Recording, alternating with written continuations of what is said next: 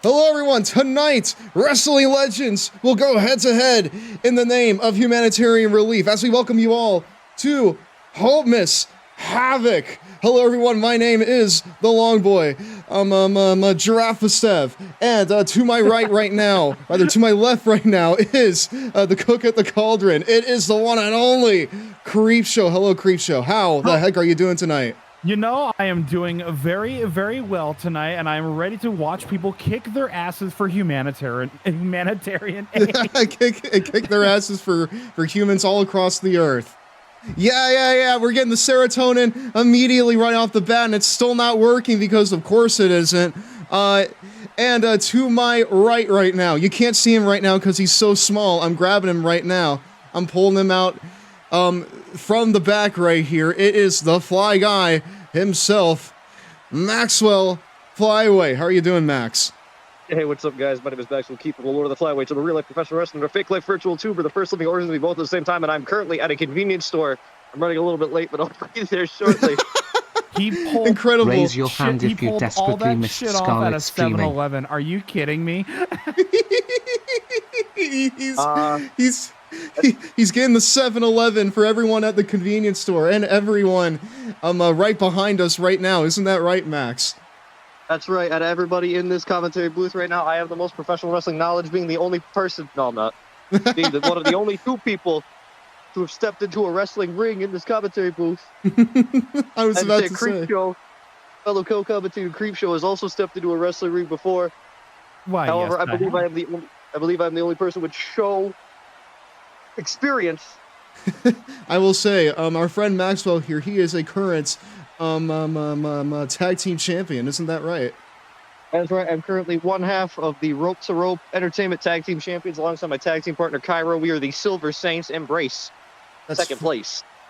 That's fucking awesome. We have a rich tapestry of wrestling knowledge here at this commentary booth, and I am the fucking I'm the fucking organizer. My name is once again the Long Boy, Giraffe 7. We are kicking things off hot, blazing hot here with a match that, you know what, Creepshow?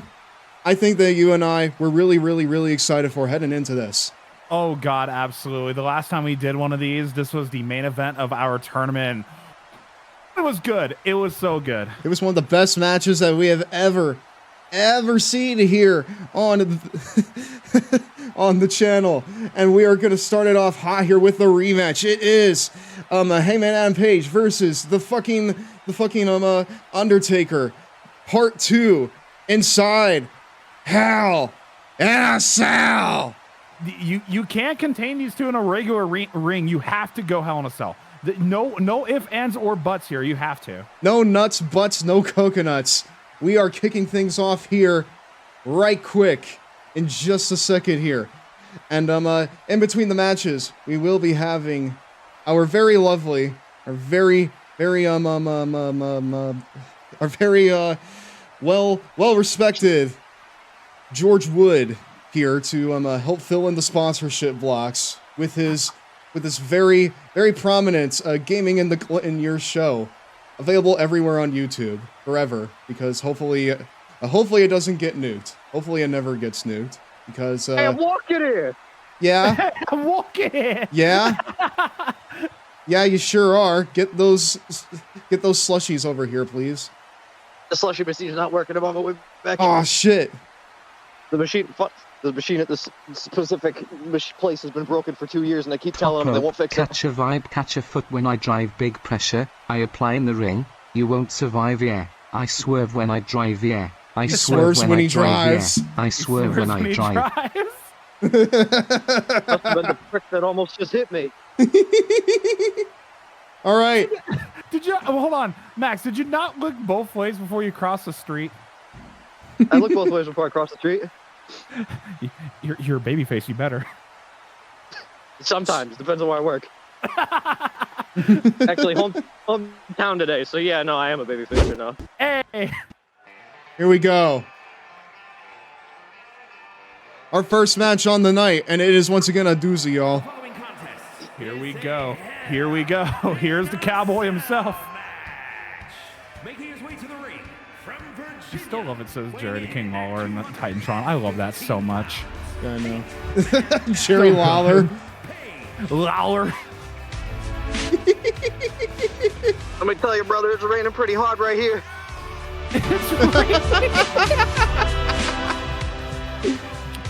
Well, hopefully it won't rain too hard on Hangman Adam Page's parade here tonight, Creature, because you may remember that last time these two met in the ring, Hangman could not put The Undertaker away for the 1-2-3. After at least 5 buckshot lariats, the man could not take down The Undertaker. And to Hangman's credit, it is really hard to get down The Undertaker. But I have never seen a man get The Undertaker that close. That close. Well, here comes the man that hopes that history may be able to fucking repeat itself here tonight. You know, I get a little choked up too seeing The Undertaker's entrance. It's just that good. It's just that amazing. Especially when it's wrapped in darkness like this. The Prince of Darkness himself. You look at the eyes of The Undertaker and you don't see any emotion. You don't see any mercy coming from this man whatsoever. I don't even know if I can call him a man. It's more of an entity, really. Well, there's anyone who knows a thing or two about no mercy, it is Hangman Adam Page. Because, like, not even 1 month ago, he wrestled a grueling match against Swerve Strickland at Full Gear. One of the most grueling matches I've ever seen in my time as a wrestling fan. So if anything, his nerves may be steeled and ready for one of the most unforgiving structures in all of wrestling. The Hell in a Cell. I gotta tell you, Steph, my personal opinion on this match. If you take 2 of these competitors, I feel like I have a better chance of beating Hangman and Page in a fight. So my money's got to be on The Undertaker. But I digress. But can't count out the Hangman, though. You absolutely cannot count out the Hangman. If he's able to make The Undertaker pull out every trick in the book just to be able to even get him down and almost beat him at the grandest stage of them all, you can't count the man out. This might finally be the night. Well, here's the thing, though, Scar. If there's anything that Hangman is good at, it's dropping the ball. And I think he's going to be dropping a lot of them tonight, right on his own shit. This is The Undertaker's game.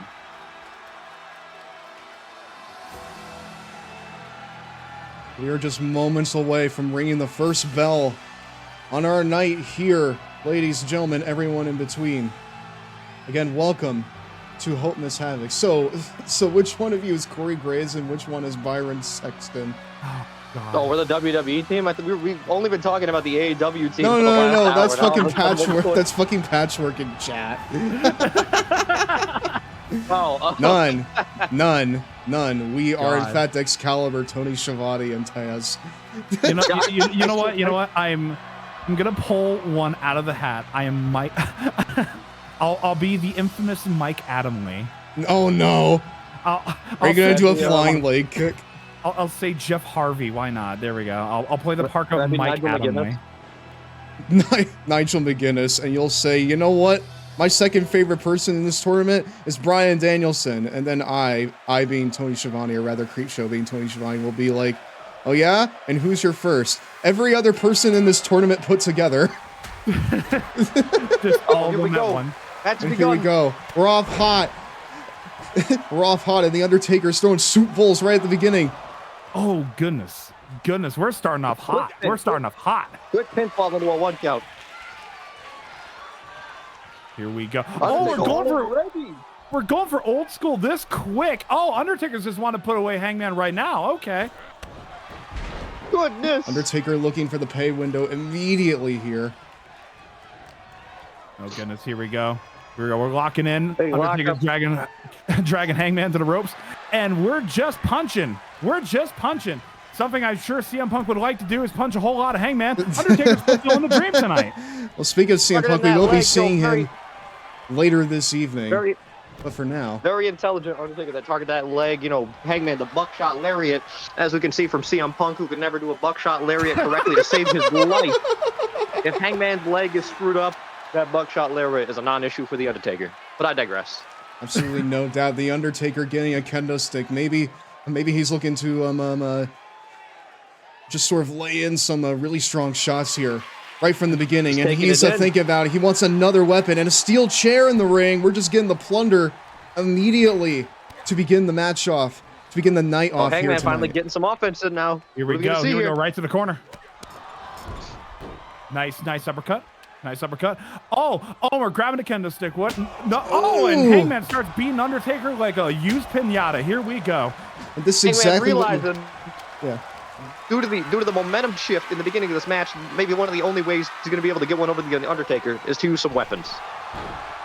That may be the only way you can actually take down the Undertaker for good. 100%. Nice I mean, catch. like, especially like at this stage in the match, like in these first few moments of it, it's so important to like just get something over the fucking. But when will Undertaker staple himself in his own pack to imitate his heroes in Madoka Magica? But we may be. Hangman was starting to feel himself, but that taunt, that little bit of showboatiness might have cost him. He could have had an opportunity to attack Taker while Taker was on the outside, and he threw it away. Oh goodness! Now the Undertaker giving a receipt to Hangman. Earlier. Hangman dropping the ball. Here we go. Cover one. Oh, and kick out right at one. Right at one. Well, Heyman's not one to ever say die. As the Undertaker breaks the kendo stick over him. Oh, you never want to see that. Oh, hurts. It hurts to even look at it. The strategy may be backfiring a little bit on Hangman as fucking Undertaker's just putting the boots to him early on. Oh, goodness. Now Hangman working over the back. Ooh, perfect. Here we Classic go. Russian leg sweep. What's Hangman about to do here? DDT. Oh, nice DDT. Working over the head, which is probably exactly what he has to friggin' do here if he wants to get another DDT. Oh, we're working the head. That might be the way you do it. That might be the way you put away the Undertaker here. Undertaker, while is a dead man, prone to concussions, something we have seen in the past. Absolutely. And Hangman is exploiting that. Listen. As a fellow undead, I can absolutely attest to this. You are still prone to concussions. Wonderful takedown. So working over the head. Of the dead man. Another DDT. Oh, we're just going okay. He's making sure that the Undertaker cannot see during this match. Cover 2 and a kick out from the Undertaker. Okay. I've now put on my official commentary booth headset. Incredible. You sound fantastic, Max. Amazing. You sound absolutely incredible. You sound absolutely wonderful. Where the fuck is my Slim Jim? Looks like Taker was just trying to tire him out with that weird whip maneuver there. Sledgehammer in play. And the main question is, where's my slushie? Where's my blue raspberry slush? You sound like my promoter. Aw. Well, okay, cool. Well, where is it? I don't know. Aw. That's okay. You know what, Steph? Despite not having any treats, we get a treat right here in the ring. This is actually pretty good so far. This has been just a hell for leather matchup so far. Both of these men beating the absolute piss out of each other here in the early goings. And Hangman wanting to get a takedown, but the Undertaker's denying it. Maybe going for old school again. Oh boy, here we go. This has just been a brawl the entire time. This has been nothing short of a brawl. In minute 1. Here we go. Right, the sledgehammer, and Hangman denies it with the running knee. Right, he's going back to the outside. A little bit of homage to his frenemy, Kenny Omega. And another chair has entered the equation. Nice jaw jacker. Going on the outside now. Ooh, nice European uppercut. The stick is already broken. I suppose that's what you'll get when you buy your weapons off of Wish. Hangman, a very good utilizer of these weapons in this cage. However, it definitely feels like Undertaker, if this was a boxing match, would have more points. Absolutely. For 100% certain. The Undertaker has been just throwing everything that he has at Hangman, and Hangman is just coming back from it. And literally shot after shot. Usually you don't want to have a striking match against a dead man. And, oh my god, the wall's gone. The wall's gone. The wall is just no more. Oh, and here we go. Taker's Here we going go. to the sky. Immediately Here we go. here at Hopemas HAVOC, things are about to get a little dangerous. As Oh the my Undertaker God. is waiting at the top, and Hangman, dead set on meeting him up there. This could get really, really dangerous. You two don't do anything stupid up there. Over the big boop, a big miss. Hangman with a huge flurry on top of the cage. The fans in the nosebleeds have a very good view of what's going on as Hangman hits it with the DDT. It sure does break as a the cell lot. itself starts to give way a little bit, you start to get those shivers right down your spine. For sure, 100%. And now, ooh, A series of strikes from Hangman. He is brutal on top of this cage. Egging him on. Oh, this is indeed awesome. Russian leg sweep. Oh, Back of the head, Oh. clipping that in-between section of the cage there. Holy shit with the moonsault. oh goodness! And much like a Great Khali match, every single time there's a big move being hit here, you just start to deadlifting cringe a little bit. Oh my God! I'm not gonna lie, guys. I'm getting a little bit scared for the Undertaker here, Slowly especially inching like toward with the the side. follow-away Oh, no. slam. No, No, no, Last no! ride! Last ride and it didn't break. on the unforgiving steel. No shot. All talk of Hell in a Cell being an unbreakable structure, it sure does break a lot. Well, again, that's what you get when you buy it off of Wish.com. Listen, we had to go off a budget here. It's been kind of a tight year. It is in fact a Oh, charity shit. show. Oh Oh. God! Oh, tombstone! Oh, Cage. is this it for Hangman?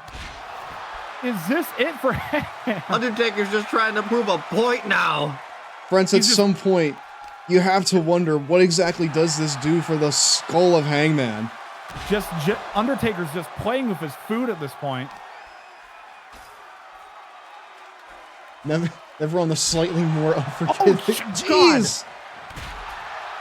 Oh, No they are remorse. They're getting way too dangerous. Way too dangerously close to the edge. Hangman almost had his career ended right there.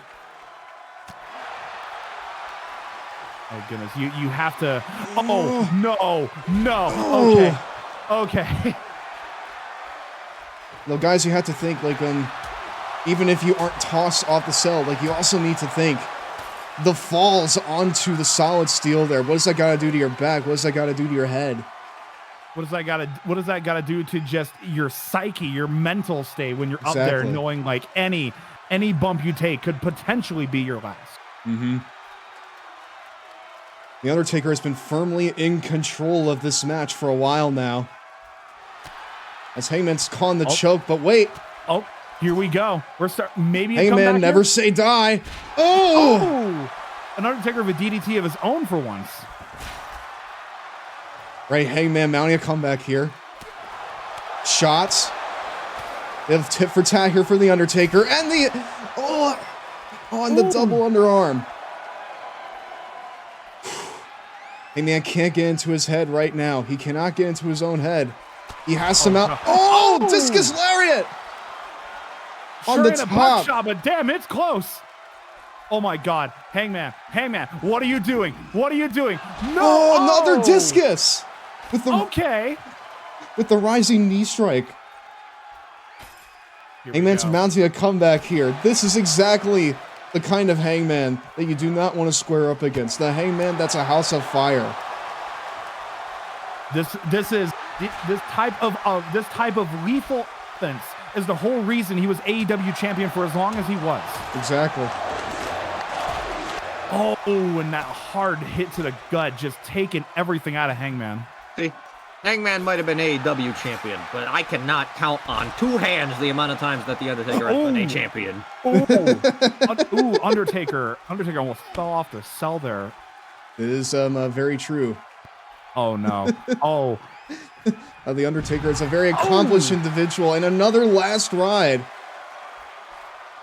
someone On the even called The steel. Undertaker the greatest of all time.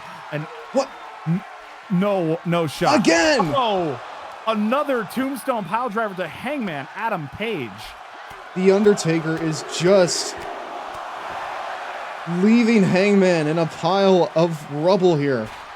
In a pile of just flesh and bone. Not taking anything away from The Undertaker, he is genuinely one of the best wrestlers of all time. But also, when you look at Hangman Page right now, he's kind of like a younger Undertaker. A little bit. What do you mean, though? You look at how just quick and nimble on his feet he is, and how hard those strikes just hit. He's a younger, harder hitting Undertaker. He by no means has that presence, that aura that the Undertaker possesses, but he can still hit as hard as Undertaker once did. He does, in fact, have a lot of power behind him, and that's probably why he can go strike for strike with the Undertaker right here. If there were anyone else, it may be a different story. And the super kick from the rollover. And quite an elite super kick, too, on that one. Ooh, all the way slam. Oh, no. The second time the Undertaker has managed to slip out of that move, let me tell you, I don't think Hangman should be going for that move anymore. I digress. It may honestly not be. I mean, you might have a point there, Max. I mean, like, you got to look at the fucking Undertaker here. He's like over 300 pounds. And, you know, like you've been seeing, like, all throughout this match, just the shots to Hangman's back. Like, at this point, it's got to be given away. Hangman has to put the Undertaker away quickly here if he wants to have any hope of winning this at this point. At this point, I feel like the moment we re-enter the ring, that is when this match is officially over. Exactly. Because, like, they've been fighting on top of the cell here for him quite a bit. But Hangman, ever the resourceful one, ever the scrappy one. You cannot put Hangman away. It is so hard to put Hangman away. Never count him out. And he has given the Undertaker color. Oh, here we go. Here we go. The Undertaker has been busted open. And for all of you that just got color TVs, this is about to get delicious. 100%. And in the armbar, working it over. Making sure he can't hit that last ride. A phenomenal reversal from Taker. Ooh. A nice big boot and a shot right to the kidneys. And of course, this is something I see all the time. As soon as you give somebody color, it's like a cornered animal. They're going to know that they're on borrowed time at that point. That wound ain't going to close up due to the adrenaline, due to the wear and tear on the body. They need to end things quickly once they start bleeding.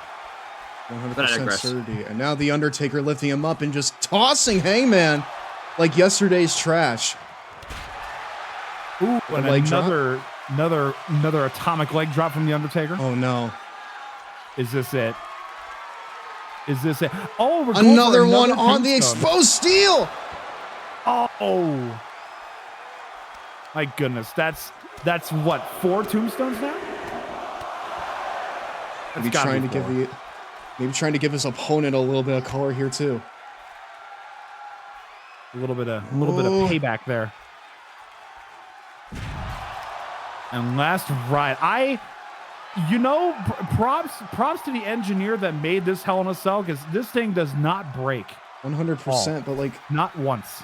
You also need to think, like, at this point, there's so many shots to the back. Hangman's gonna need more than a chiropractor. He's gonna need a fucking plastic surgeon to refix his entire. Hangman's tapping, but that's not gonna do any good for him in this match. Needs to be inside of the ring. 100%. At this point, I don't think anyone is going to be leaving the top of the cell until someone falls through the top. And as we can see, guys, there are 3 panels on this that are already damaged. So we are ever... No! Oh, shit, that's it. He's done. I don't even think a plastic surgeon's going to help. The back is just gone on Hangman. It's in bones. You can't balance on one leg, ladies and gents. You can't balance without a back either. Stop the match. Stop the match. He's dead. Exactly. How the hell is Hangman even walking? Pure instinct, pure adrenaline. Now he's going back up. He wants more. Oh, this sick fuck. The absolute sickness on these two. He survived, but he's dead. No, there's only one room up here for one person in this match. This town is big enough for the 2 of us. Oh. Hangman Just looking to repeated- give The Undertaker a taste of his own medicine. Just repeated facefuls of steel to The Undertaker. Oh, and Taker finally falls. Now The Undertaker may be softened up for something big on the top again. It's time for a 2-minute Cheetos break, my And dudes. Hangman's just taunting. I don't even know if he... I don't even know if he really understands how much pain and how much damage his body is in. I think Hangman's just straight up delusional at this point. You know? He's a man who wants to win the match more than anything. I'd have to agree. I'd have to agree. Oh! Here we go. Big boot. Nice. Ooh. Oh, pain. Pain. Again, I don't think this match is going to end until someone falls through the ceiling, fellas. That's going to be it.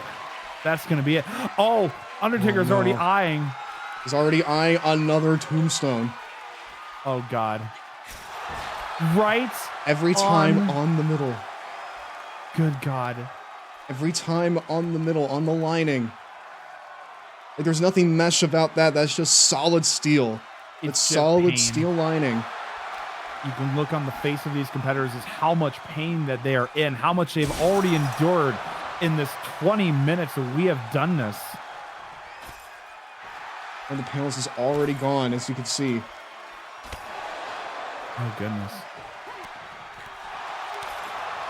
We're kicking off Hopemas with just an absolute barnstormer. Absolute carnage here to kick us off. And again, like, the moment that someone falls through one of these panels, this one is over. No question about it. No if, ands, buts, coconuts. Oh, Here we excuse go. me, we're back, my dudes. Welcome back to Raw, where we are still at the top of the cell here. Oh, Hit me with goodness. another rising knee. Just absolutely decimating each other. Oh, and a nice flip there onto the Undertaker. Nice shooting star. Oh, and just those shots right to the ribs. And oh, goodness, just right to the face. This isn't Raw, pal. This is Hopemas HAVOC. It sure is. It sure is, Ashley. pal. We're seeing HAVOC here up on the top of the cell still. Oh. As Hangman looks to... Oh. I guess like you said, Maxwell, he should not be going for that fall-away slam. His back is too weak at this point.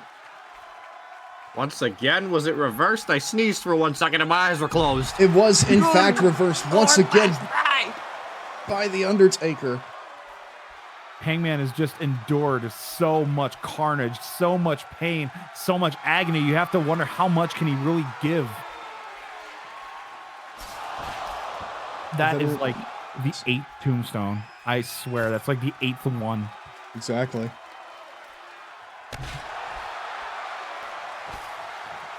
My God. My God. Someone has got to throw them down. Someone has got to throw them down into the ring. That's the only way that this is going to end, fellas. This is it. This is it. Oh, and just cranking right to the head. And now they're both bleeding. It's only right you have a Hell in a Cell match with color. Oh, shit. I thought that might have been it. Nope. Nope, not yet. It's got to be hard. It's got to be a harder slam than that. I thought that might have been it too. Oh no! Oh! There it is. There it is! Jesus Christ, it finally happened. This is over. Color! It's over. It's done. 1, 2! No! Are you kidding me? Never say die to Hangman Adam Page. And now with the... No way. You gotta remember, folks, he's from AEW, the land of ruining finishes. By that logic, Max, I'm fully expecting Leatherface to come out here anytime. Leatherface. I remember And now that. after that, he's already up and running the ropes. For AEW, the God. home of shitty finishes. Dark Raven. The greatest no-sell of all time. The best no-sell of all time. A nice fitting tribute to The Fiend. Tony Khan, if you watch this stream, I didn't mean it. You fully mean it. No! I'm the one trying to get No! booked. Shut up. Oh my God! And more, just ragdolling Hangman at this point. Bounce off the cage into the canvas and then onto the floor. At what point, if you're Hangman, do you just say, no? No, You I'll just get him on the third try. Live to fight him another day. The poison rana! Cover! One, two. 2. Oh, and kick out at 2. Undertaker is far and away the one that has taken the least amount of damage in this matchup. Heyman's gonna have to pull out everything here if he wants to beat the Undertaker. This is incredible. This Chair is shot. absolutely incredible. You want to talk about your Undertaker Shawn Michaels matches? You want to talk about your Undertaker Triple H matches? Hold on, there's a cover. 1, 2, and that'll do it. Exactly what I said, ladies and gents. Even though Hangman for a period of time there seemed borderline invincible, he couldn't step up to the Phenom. But I digress. In fact, the Phenom is perhaps the final boss of wrestling. Absolutely no shame to Hangman in that match. He took so much punishment and he still kicked out. But tonight was not his night. You want to talk about your Undertaker Shawn Michaels rivalries? You want to talk about your Undertaker Triple H rivalries? You've got to put this one in the conversation. You've got to. 100%. What a way to kick off Project Hopemas here tonight, everyone. We still have so much more fun ahead of us. We still have so much more fun ahead of us. He's shrouded in darkness as he walks away from our charity show with his head held high. Yeah, that better get 5 stars. What a fucking opener. You know what? Let me check. Let's see if it did get 5 stars. That did get 5 stars, in fact. It's too good not to. It is genuinely eat your heart out, Omega and Okada. Eat your heart out. This is a million times better. Ah, God. You missed the ring. Oh, like, the ring didn't even come around this time, so you know what? Phooey. I thought we were confiscating those at the door. we were. I don't know how we got that past security. You know, they must have giving it 4 because it wasn't at the Tokyo Dome. Well, you know what? That was a hot opener, but we got plenty more to go. Y'all, we need to know why we're all here tonight. Besides to watch some absolutely amazing wrestling, we are also raising money for Hopemas here. We're fucking Project Hope, who is fundraising for humanitarian relief overseas. I've been doing this for the past week or so, and this is the culmination of that.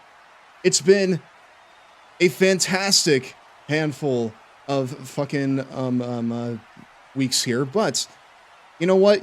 You don't just have to take my word for it. You can also take my word for it. What say you, me? What say you?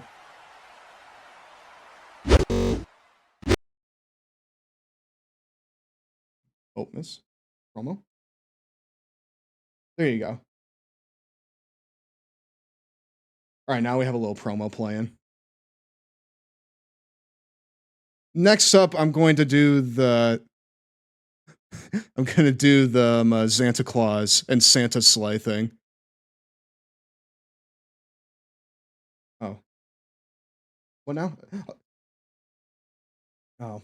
I've been doing my first IRL stream, kinda. All in support of Project Hope. Project Hope is an organization with over 6 decades of humanitarian relief efforts under its belt. Right now, it's providing that relief to people who need it most in places like Ukraine, Turkey, Syria, and more. I work in news, so I see the problems that Project Hope is responding to every single day. Taking part in this year's Hopemas goes way beyond just raising money for a good cause. It's my way of lending a helping hand to people who are stuck in the situations that I write about all the time. And if you want to help me do that, head on over to my Hopemas Tiltify page at the link below, or by typing !Hopemas in chat. You can put your donation towards one of our bidding wars or towards one of the giraffles. We've also got a couple milestones, like drinking Pepnog and my very first ASMR session, but those will only happen if enough people donate. So again, head over to the Tiltify page with the link below and make a difference in someone's life this holiday by donating just a few bucks to Project Hope. Thanks again to Project Hope for letting me take part in this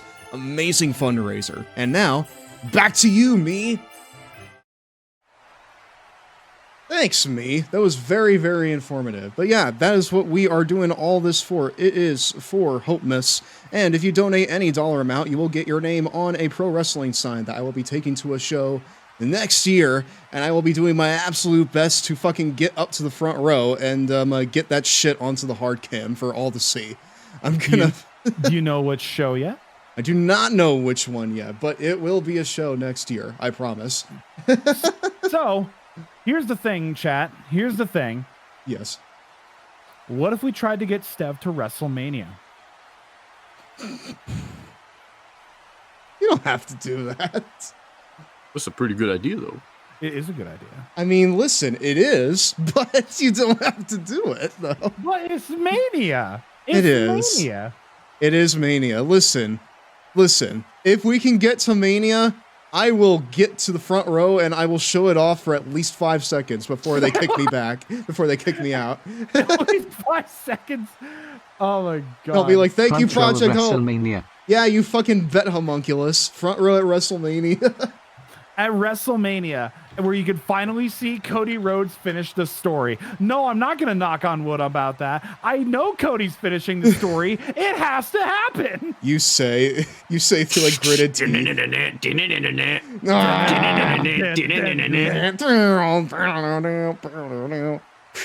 Yeah. That Pepsi Phil's main eventing night one. He can have that. Do you think it's going to be against Seth? Oh, absolutely. Absolutely. I'll be there too. The homunculus finishes I think his you're story. getting I think you're gonna get Seth and Punk as the main event of night one. If not that, it's Jimmy and Jay as the main event of night one. I wouldn't be too surprised about that. Hold on just a second. I'm gonna pin the Hopemas thing up here. Again, any dollar amount will fucking get your name on a wrestling sign, and I will do my best to show it on TV. So that way we can show our appreciation to the Hopemas people and just to everyone in the fucking Long Boy Club. It's gonna be freaking fantastic. So yeah, so donate today, people. There is still quite a bit of time here on this night, but before we get to our next match, which is a Hopemas HAVOC street fight between Santa Claus and Santa Slay Goldberg, we need to first have a word from our glorious sponsor, George Wood, aka Gaming in the Clinton Years. So, BRB, everyone. We'll be right back. Hopemas HAVOC continues on after this.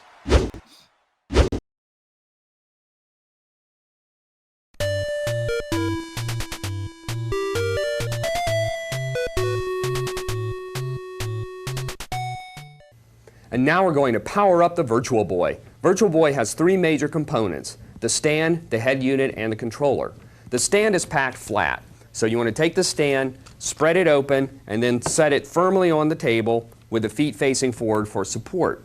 The head unit has got to be connected with the controller, so insert the controller into the spot on the head unit and you're ready to go. Now, take your head unit, place it into the support bracket. It's time for you want to be very Cheetos careful break, and do it gently from the back. So you tilt it in first, then push it down. There's a little spring in the back here that you can push down to open up the support bracket so it doesn't go in tightly. Release the spring and then gently tighten it up with a tension control knob here on the side. Once you feel tension, just turn it slightly upwards until it catches. You don't need a lot of tension here. It just needs to support itself. The next thing you want to do is load in your batteries. Your batteries are in the controller and the front panel. Press the panel down Gently push it up, Get and Shinsuke your batteries Nakamura will to load sign into the the slot here, homunculus. 3 up and 3 down. Push it down, click it in place, and then you're ready to go. The final thing is to put your game cartridge into place. The game cartridge goes into the slot underneath the Virtual Boy. Now you have to be careful when you push the game cartridge in. You want to make sure that it connects firmly all the way in the back, because if it doesn't connect properly, when you turn it on, you won't get anything. So you want to make sure that the game cartridge is in place properly, so when you turn it on, you hear it.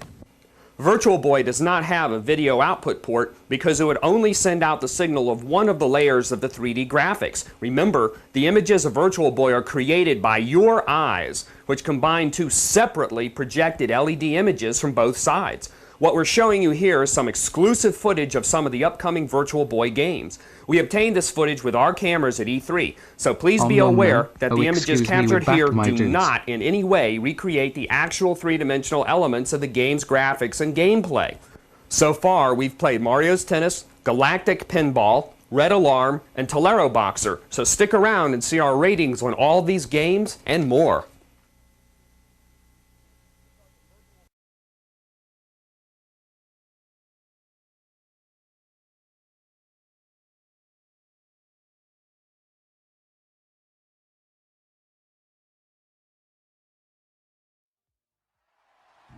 Thank you for the enlightenment, Mr. Wood.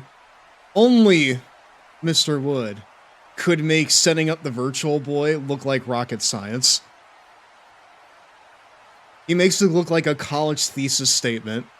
I don't know how you do it, but he does. And you know what? That's what we love about him. Thank you for sponsoring our thing, Asterix. Mr. George Wood is not sponsoring our thing. I just think he's really cool. Are we all back? Hi. Hello. Hi, Max. How are you? I'm all right. Good. Good. Okay. Good. I got my water here.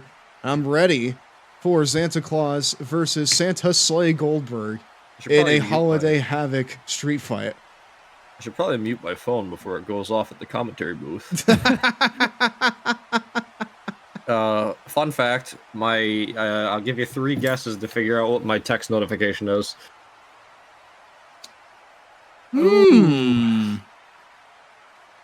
Well, here's a slight guess, but it's not like a concrete guess. Is it wrestling related? Nope. No. Fly noise. Nope. Is it anime related? Nope.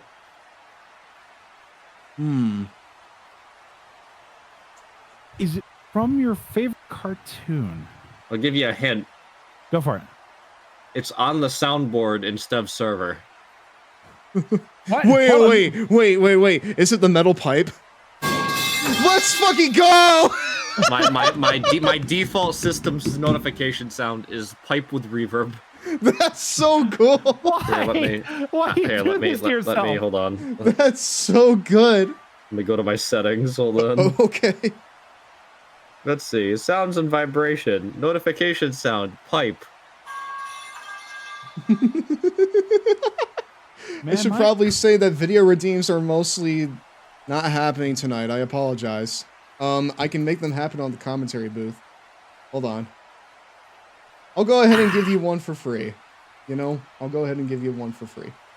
Game over, yeah. Let me find Big Kev again. I gotta go and dig out Big Kev. I gotta wake him up. Give me a second. Kevin, wake the fuck up. Wake the fuck up, Kevin. You got 20 seconds until you can wake up again. Oh my god, Kevin. You know what? No, I'm just gonna go ahead and do it right now. I'm gonna go ahead and do it. Where are you, Big Kev?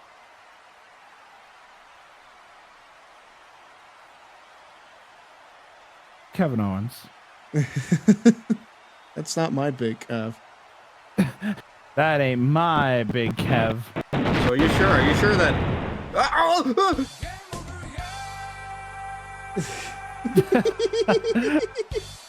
I want to make more of these, but I don't have time. I'll make them over my break. what was that, Max? What were you gonna Are say? you sure that's a turtleneck? Because that really does look like just big fat honking giraffe boobies. You know what? You know what? You know what?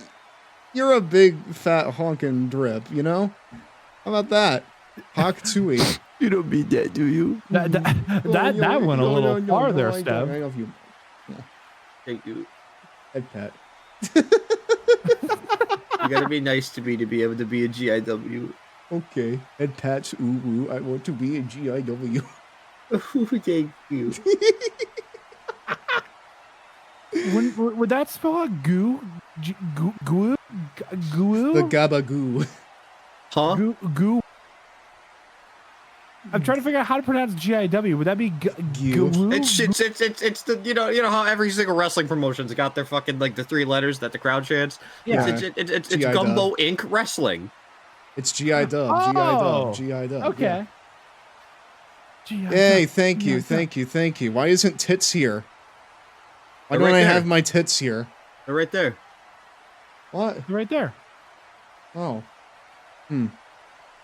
Well, okay. I got two pairs of them sitting to my left. I No doubt about it, Cole. Hold on. I'm sorry. I'm eyeballing this guy right behind me. Are you wearing a Carmella shirt from when she had the model gimmick? Are you talking to the? Are you jaw jacking with the crowd? Yeah. He keeps asking me for this Mountain Dew that's on the desk that I'm clearly not drinking, and I'm telling him, no, I can't. This thing is like 70 fucking Fahrenheit right now. It's like warm as fuck. I mean, like, do you want this? It's like 73 grams of sugar. You don't need this. It's gross, yeah. But speaking of gross, it's about to get a little nasty in here with the Hopemas HAVOC street fight between the 2 runner-ups of our universe mode run last night. It is Santa Claus versus Santa's sleigh Goldberg. Here we go. Oh boy. In a Hopemas HAVOC street fight. Here he comes. Oh, not the default music. The default music, but he's got the chair. He's ready for this. Making his way to the ring from the North Those for the weak at heart and Christmas spirit, better cover your eyes. Exactly. This one here is not for the faint of hearts, not for those without the Christmas spirit, because this match is once again a Hopemas HAVOC street fight. It is between Santa Claus and Santa Sleigh Goldberg. Both of them are the runner-ups in my Hopemas polling war for who I was going to play as in my universe mode run. Ultimately, the Christmas creature won that bidding war, and he ultimately defeated Roman Reigns for both the WWE and Universal Championships, and he is now the Christmas creature's bitch. They are both part of the tag team known as Truth and Consequences, residing on Christmas Island and going after both Jimmy and Jey Uso. But maybe in another timeline, one of these two would have toppled the Roman Empire. But on this night, they're fighting out to see who the biggest loser is in a street fight. Gold Santa, that is absolutely correct. Gold Santa. Here he comes with a heart full of joy and a beard full of fucking bloodshed. He is here to cement his place in second place against Santa Claus. What was that, creep show? About to spear the competition. Exactly. He's got the chairs. He's got the kendo sticks. But so does Santa over there. Two of the goofiest gimmicks in wrestling colliding right here, and immediately with the body slam. But Santa Claus coming in with some fire with the fake out and the DDT. Look at them. They're holly and jolly. They're holly and jolly. One of them is jacked. One of them's not so jacked. But you know what? That doesn't mean anything in the big scheme of things, because ultimately it isn't about muscles, it isn't about stature, it's about how much can you decimate your opponent right before the holidays. Why does Xanta make me want to say balls? I think we're getting ready to watch an upset here. Oh, nope, never mind. Goldberg's coming back. I don't know. Holy shit. Super kick? Santa Slay has been taking quite a bit of punishment throughout this. He's got the steps. Immediately, we're going right to the well. Oh! To the face. Jingle balls. Biggie Smalls. Hello there, DG Pony. How are you doing, man? Hopefully you are doing fantastic tonight. Oh, the knee to the face. The knee to the face, the kick to the back.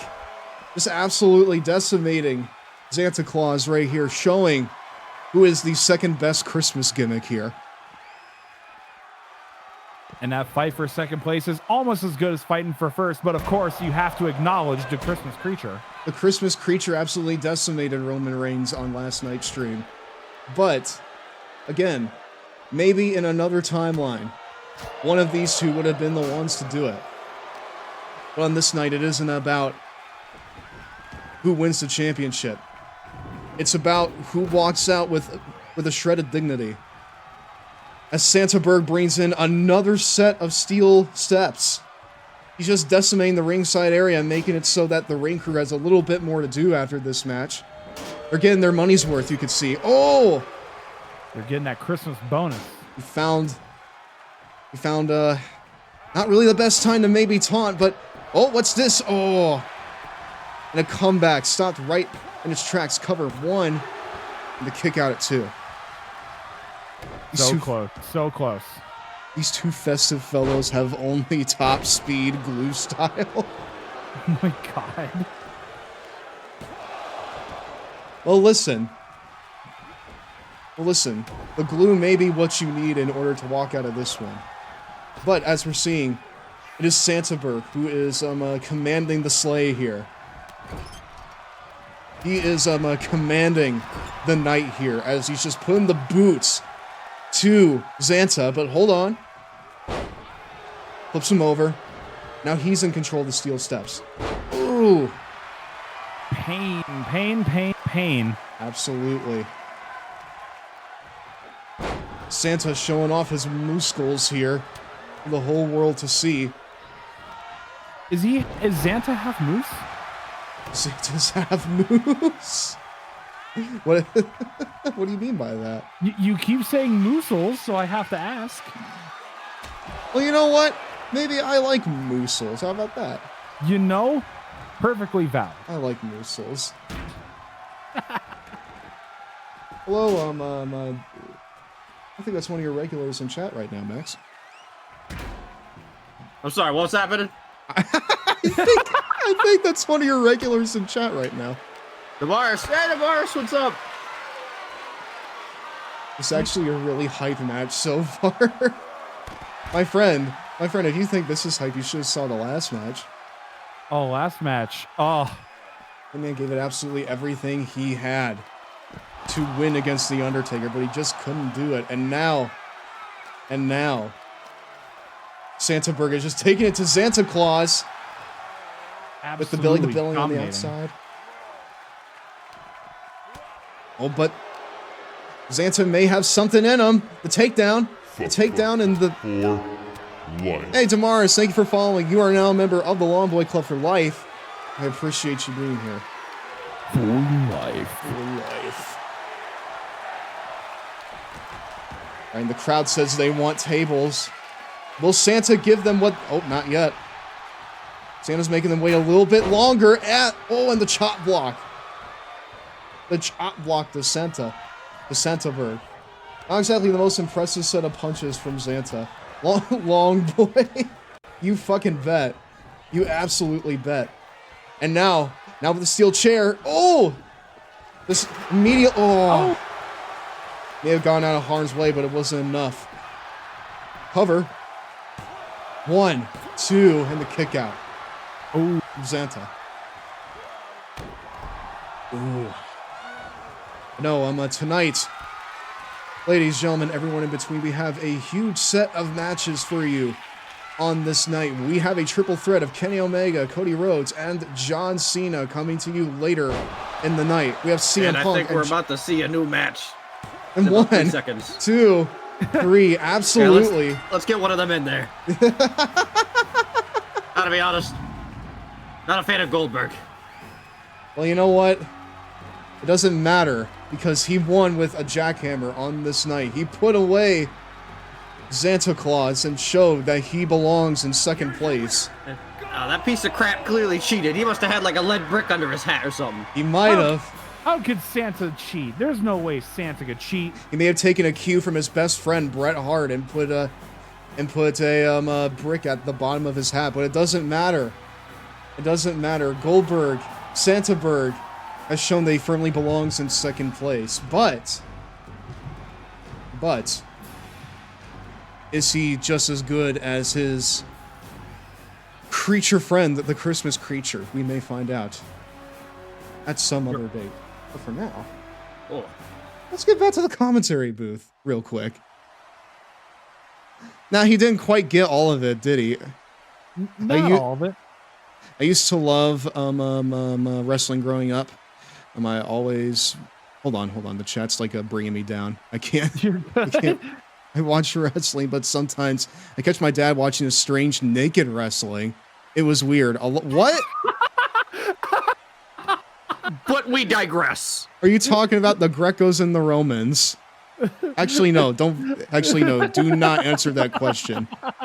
Instead, you know what? We're going to go right into our third matchup of the evening. And you know what?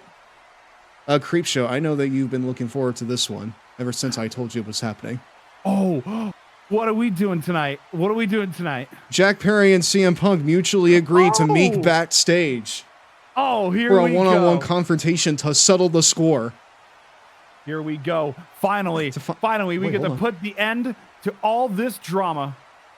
Wait, hold on. We just got a donation. Hold on a second. We just received a very generous donation. Hold on just a second. Right, Anonymous gifted $10. Thank you so much, my friend. Thank you very much for giving to very lovely Project Hope here on this night. We are now sitting at, I think, 150 right now. That's insane. That's incredible. Can't thank you enough for your contributions. Exactly. Thank you so much. Thank you. Thank you so much, everyone, for all your generosity. I mean dollars. Sorry, I can't read the monitor. Steph, we're VTubers. We can't read. Oh, yeah, that's right. We actually talked about that not too long ago. But no, CM Punk and Jack Perry mutually agreed to meet backstage prior to us heading live for this evening to finally settle their score and put the past behind them. That way, everyone can finally move on and people online can shut up. But we hope. Yeah, that is the hope. But you know what? Only time will tell. Either way, they have mutually agreed to meet backstage, and we're going to take you live to the back to see how it all unfolded. And you know what? It's going to be spicy. And you know what? That last match went so fast, I don't think that we need to have a word from Mr. Woods yet. Rather, Mr. Wood yet. So I think we can squeeze this in just real quick. And without further ado, we're going to take you backstage to see what happened earlier in the evening. Hold on just a second. This is going to get real heated. Absolutely. Here we are in the backstage area. Immediately CM Punk taking it. Punk is in his gear. That's not fair. Punk knew a fight was going to happen. That's not fair. Well, you know what? Jack needs to read the company email. He's got to read the company email first, you know? We sent this out to him. He should have been ready. Jungle Jackass just absolutely was not ready for the Punkster tonight.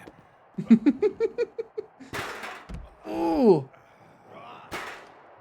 I'll tell you what, this night is just full of unprotected chair shots. You know what? You know what? We couldn't even be bothered to get security back here to break this up. We're just so tired of it. We'll just have them fight it out. There's absolutely no way that you can hold either of these men back, especially when it comes to, you know, both of them to each other. The only way that you can let this go is just letting them fight it out, letting them settle their differences in the back. There's so much hate. There's so much animosity between these two. You just have to let them go at it. Ooh. Oh, that looked painful. That's an absolutely devastating DDT onto the concrete. There's absolutely no protection back here. Creep show. And Max, there's absolutely no protection. Absolutely none. Not one bit of protection. And you know what? For someone who has a soft spot for the world of hardcore, that's perfect for me. Security's got the night off, it seems. No, like they weren't here yet. This is pre-recorded, you see. Let me tell you, while Scar may have a soft spot for hardcore, me personally, I don't like it at all. So I'm getting excited to see something that's maybe a little more by the book, you know, inside the ropes. Well, I'll tell you what, we do have a barn burner coming up here pretty shortly, as, you know, we still have quite a few matches left on this night. We have a triple threat against Cody Rhodes, Kenny Omega, and John Cena coming up to you. We have an Iron Man match featuring two of the greatest wrestlers of all time, and Kurt Angle and Bryan Danielson. And in our main event, it's a ladder match featuring Henry the Cat and Gira. Both the WWE champion and the fucking AEW champion colliding here tonight in our main event of Hopemas HAVOC. But for now, what an incredible card! It is gotta be silly to miss it. Exactly, you gotta be silly. And we also have everyone's favorite from our fucking universe modes. It is one and only JavaCrypt taking on Becky Lynch in a false count anywhere match. It's gonna be fantastic. You don't want to miss it. Did you say JavaCrypt? Yeah. You'll figure it out here soon. Don't worry. Oh, here we go. You'll figure it out here soon. Don't you worry. It's actually quite wild to me that Steph managed to get all of these incredible talents together for a charity event. I wonder how much it cost. You know what? I do too. I need to fucking get with our accountant. You know? I kind of wonder myself. I kind of... I wonder why my bank account is so empty. Where did my money go? I've been wondering why my bank account has been so empty lately. You know what? It's all worth it just to present this incredible show to all of you here tonight. I am curious when we're going to get some real and true glass involved in this matchup. We're going to cry a river. But no, it's just like in real life. CM Punk is choking the life out of Jack Perry in the back. Tony Khan's fearing for his life at this very moment. I don't know how he's miles away from the venue. What a pansy.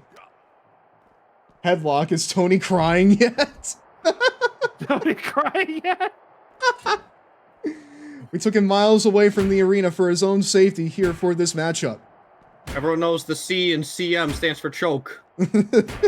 Choke me, Punk. CM stands for choke. Choke me, Punk. Oh! With the shovel. Oh! Just repeated shots to the head of CM Punk. Here. I came all the way from Japan to see Gira. Well, you will see him tonight in our main event in a ladder match. It's going to be fantastic. Man, for that match of Gira and Henry, you better get the Limp Bizkit soundtrack going because it's like a WrestleMania main event. You bet. Holy crap. The execution. It's crazy. Goodness gracious. Choke me, Punk. I'm fucking dying. Just the continued shots with the shovel. Just unforgiving, unrelenting shots to the head. You know what? I'm starting to see where all the budget went. We went to... we got the unbreakable shovel for this match here. At least everything we know doesn't break, at least easily. Exactly. Unless it's a kendo stick, in which case it... What the fuck?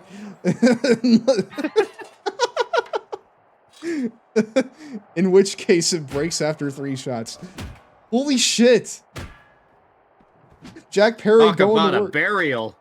Exactly. My goodness. Talk about a burial here. Very smart from Perry, though, to immediately let go of that shovel. Just taking a play out of his idol Triple H. Now, is that real? Oh no. And choking him out tit for tat here. Tit for tat in the backstage area. But CM Punk's breaking out of it. The shovel left over from Triple H burying some NXT talent. What do you mean? What do you mean? You know, like NXT talent like CM Punk and Jack Perry. We're just burying these two like they're a good old-fashioned Charlie Hawk. Hey, I don't know where like the notification is, but like look at this shit right here. Umi Celestine with the 11 raid. With the 11 long boy, girl NB, and fucking AJ raid. Thank you very much for sending your lovely community over here. Welcome in, Raiders. For those of you who are not aware, my name is Giraffe Seb. I'm the president of the Long Boy Club, very large enjoyer of all things gaming, wrestling, other hyperfixations, and my stinky cat. Tonight is Hopemas HAVOC. We are bringing to you live simulated wrestling in the name of Project Hope, who is sending medical relief to places overseas. Holy shit, and Jack Perry comes out with the win. Oh, man. CM Punk, an absolute disgrace. CM Punk looking at the lights on his way back to the Fed. What an absolute Chad giving back to the business like that. Hi, you know, guys, I can't believe I can't believe I'm giving Christian Cage any credit, but that man's a piece of shit. What the hell? Merry Christmas, everybody. Holy shit. Oh! Another raid. It is Jelly S with the Long Boys, girls, NBs, and fucking AGs. Thank you very much. Again, my name's Giraffe Stev. Very large enjoyer of all things gaming, wrestling, Hello, other Mario. fixations, my stinky cat. Tonight is Hopemas HAVOC. We are coming to you live here with live simulated wrestling, and we are going straight into our next matchup. Get Here, supported, nerd. Let's raise $1 gazillion for charity. Raiders. How are we all doing tonight? Exactly. Let's fucking raise $1 gazillion for charity. Exactly. But, we are going straight.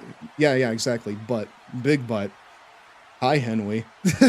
we have to break away real quick for a quick word from our sponsor.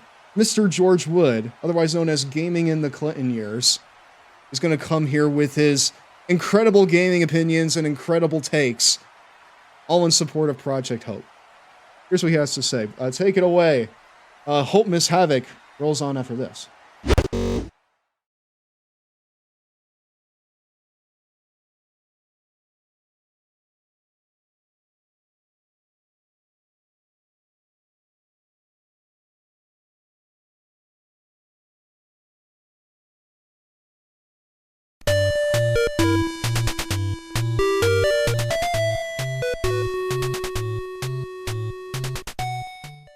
The ape is back in his first action game ever, Donkey Kong Country. What makes this game so remarkable is that it's the first game created with fully rendered graphics. What the heck is fully rendered? To put it in a nutshell, fully rendered means that the characters and all other graphics were created by computer modeling from all sides and angles of the objects. Thus, animation is totally complete and uninhibited using any view of the object. The technology is not incredibly different than that which was used to create the dinosaurs of Steven Spielberg's Jurassic Park or the Wonders of the Mask. One of the best examples of the 3D rendering in this game is the water level. The shark, also known as Chomps Jr., is an incredible sight. The animation of everything in the game, as well as all the backgrounds, were created with rendering techniques on the Silicon Graphics It's computers. time for a 2-minute This amazing Cheetos new break, my technology, dudes. discovered at Rare by Nintendo's Tony Harmon, will be the next standard in video game animation and graphics. This technology marks a new era. The programmers of Donkey Kong Country were able to stretch their creative minds since Donkey Kong doesn't have a particularly detailed history. The main idea of the story is that you're trying to get back the bananas that were stolen from your stockpile. Kong, Diddy, are the main monkey characters, but throughout the travels on the island of Donkey Kong Country, you'll encounter several characters that are extremely diverse in personality. From an ostrich named Espresso to a rhino named Rambi, the game has endless thrills and is certainly destined for greatness. Cranky Kong, the star of the original game and also DK's grandfather, will give you advice throughout the game. He thinks you need it.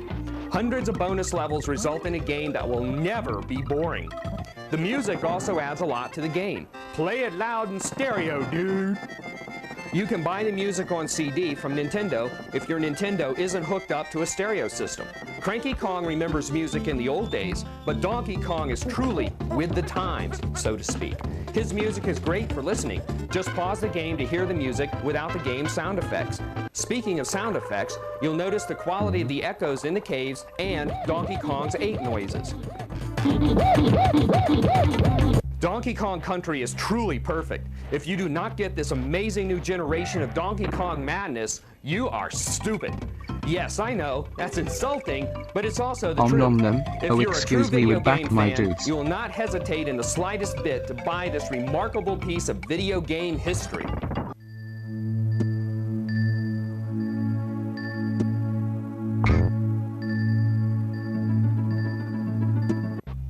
Bottom line, get it now. The graphics are an example of a revolution.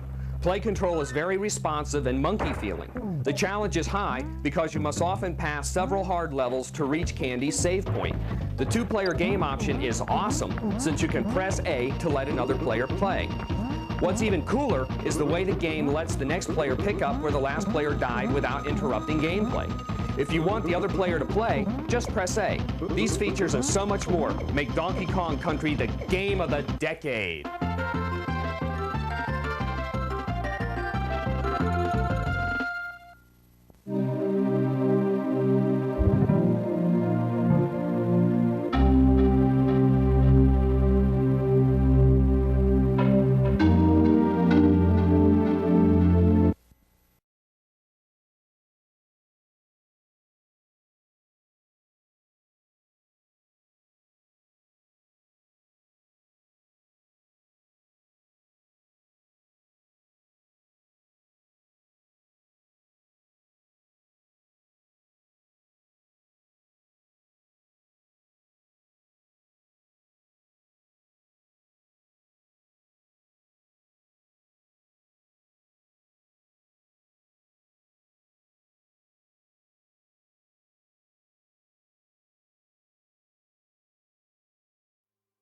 Oh.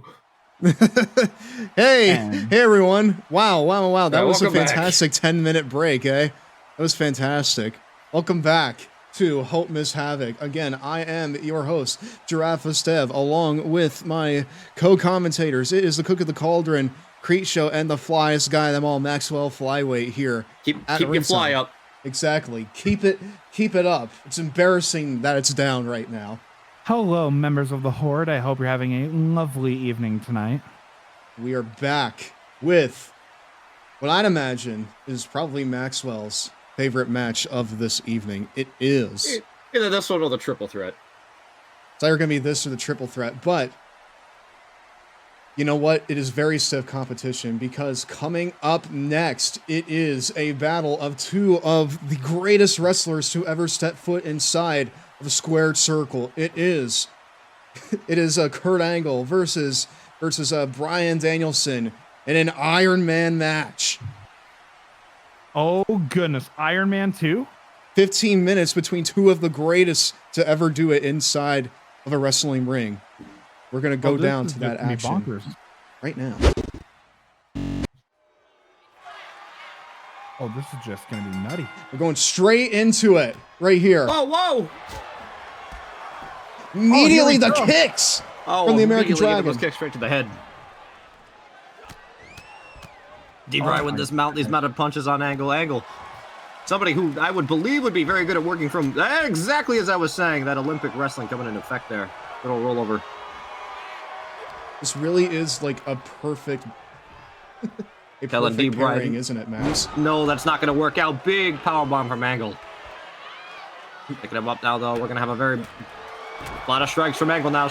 Angle, I would consider not much of a striker. Into a power slam there. However, in a match like this, you're going to need to use all of your tools going. What is this? How long is this? This is 15 minutes. 15 minutes? All right, 15-minute Iron Man match. Definitely, even then, in a situation like this, want to use all of your tools. This is about score, not just till the first fall. Yep, exactly. Another amazing scoop, picking him up with ease. This is not as much of a marathon as much as it is a sprint of an Iron Man match, but nonetheless, it really is one that's all about endurance. And really, when you think about it, there is no one with more endurance in the game than both of these guys right here.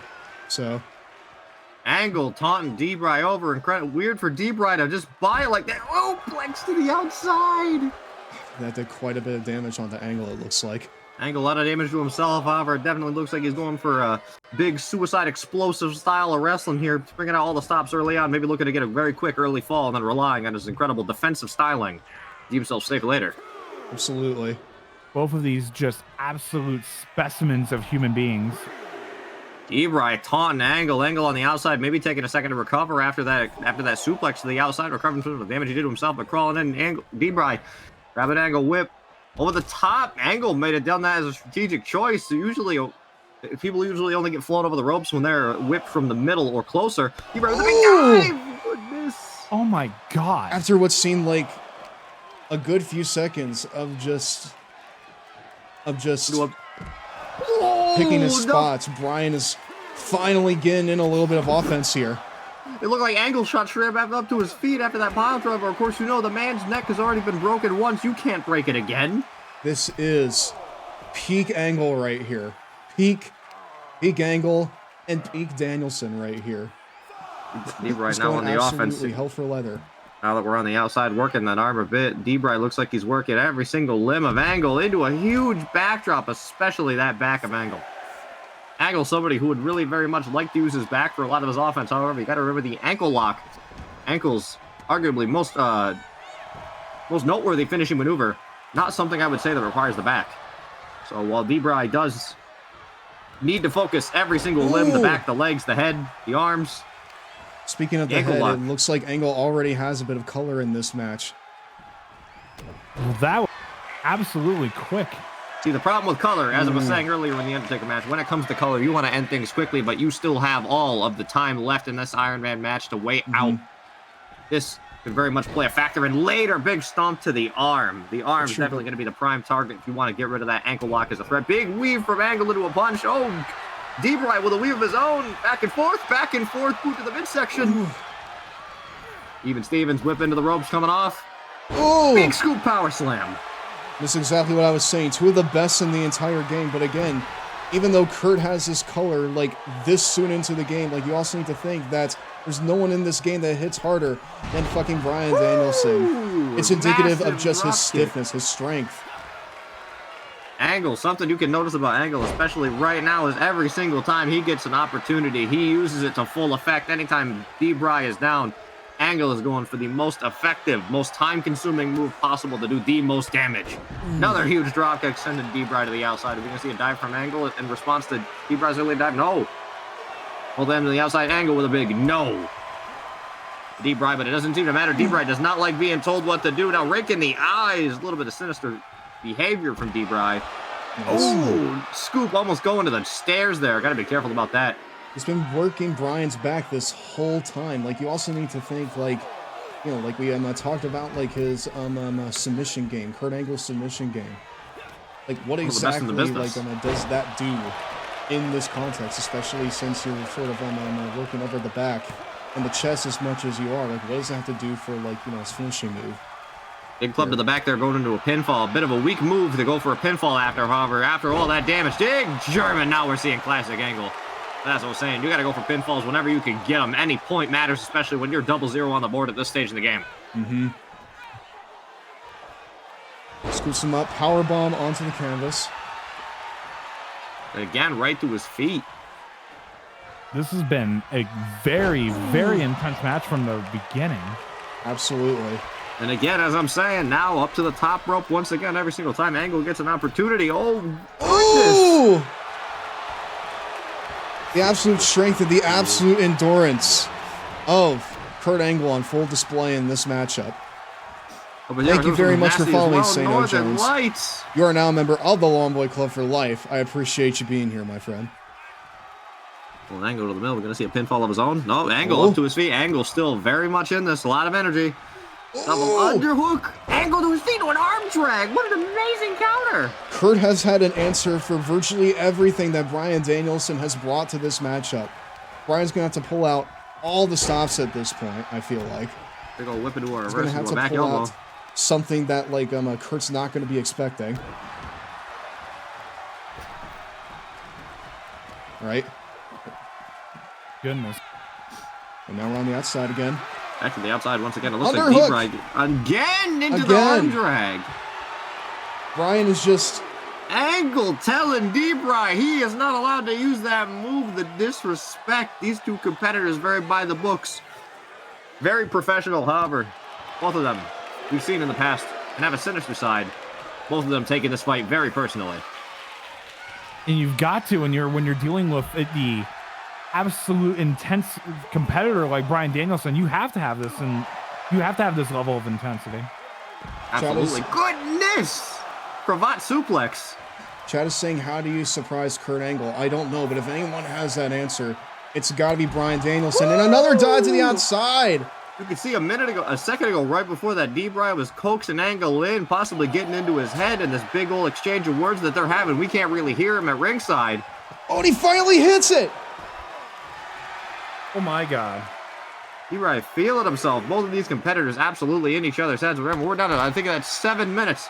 Still, not a fall for either competitor. This might come down to just one fall.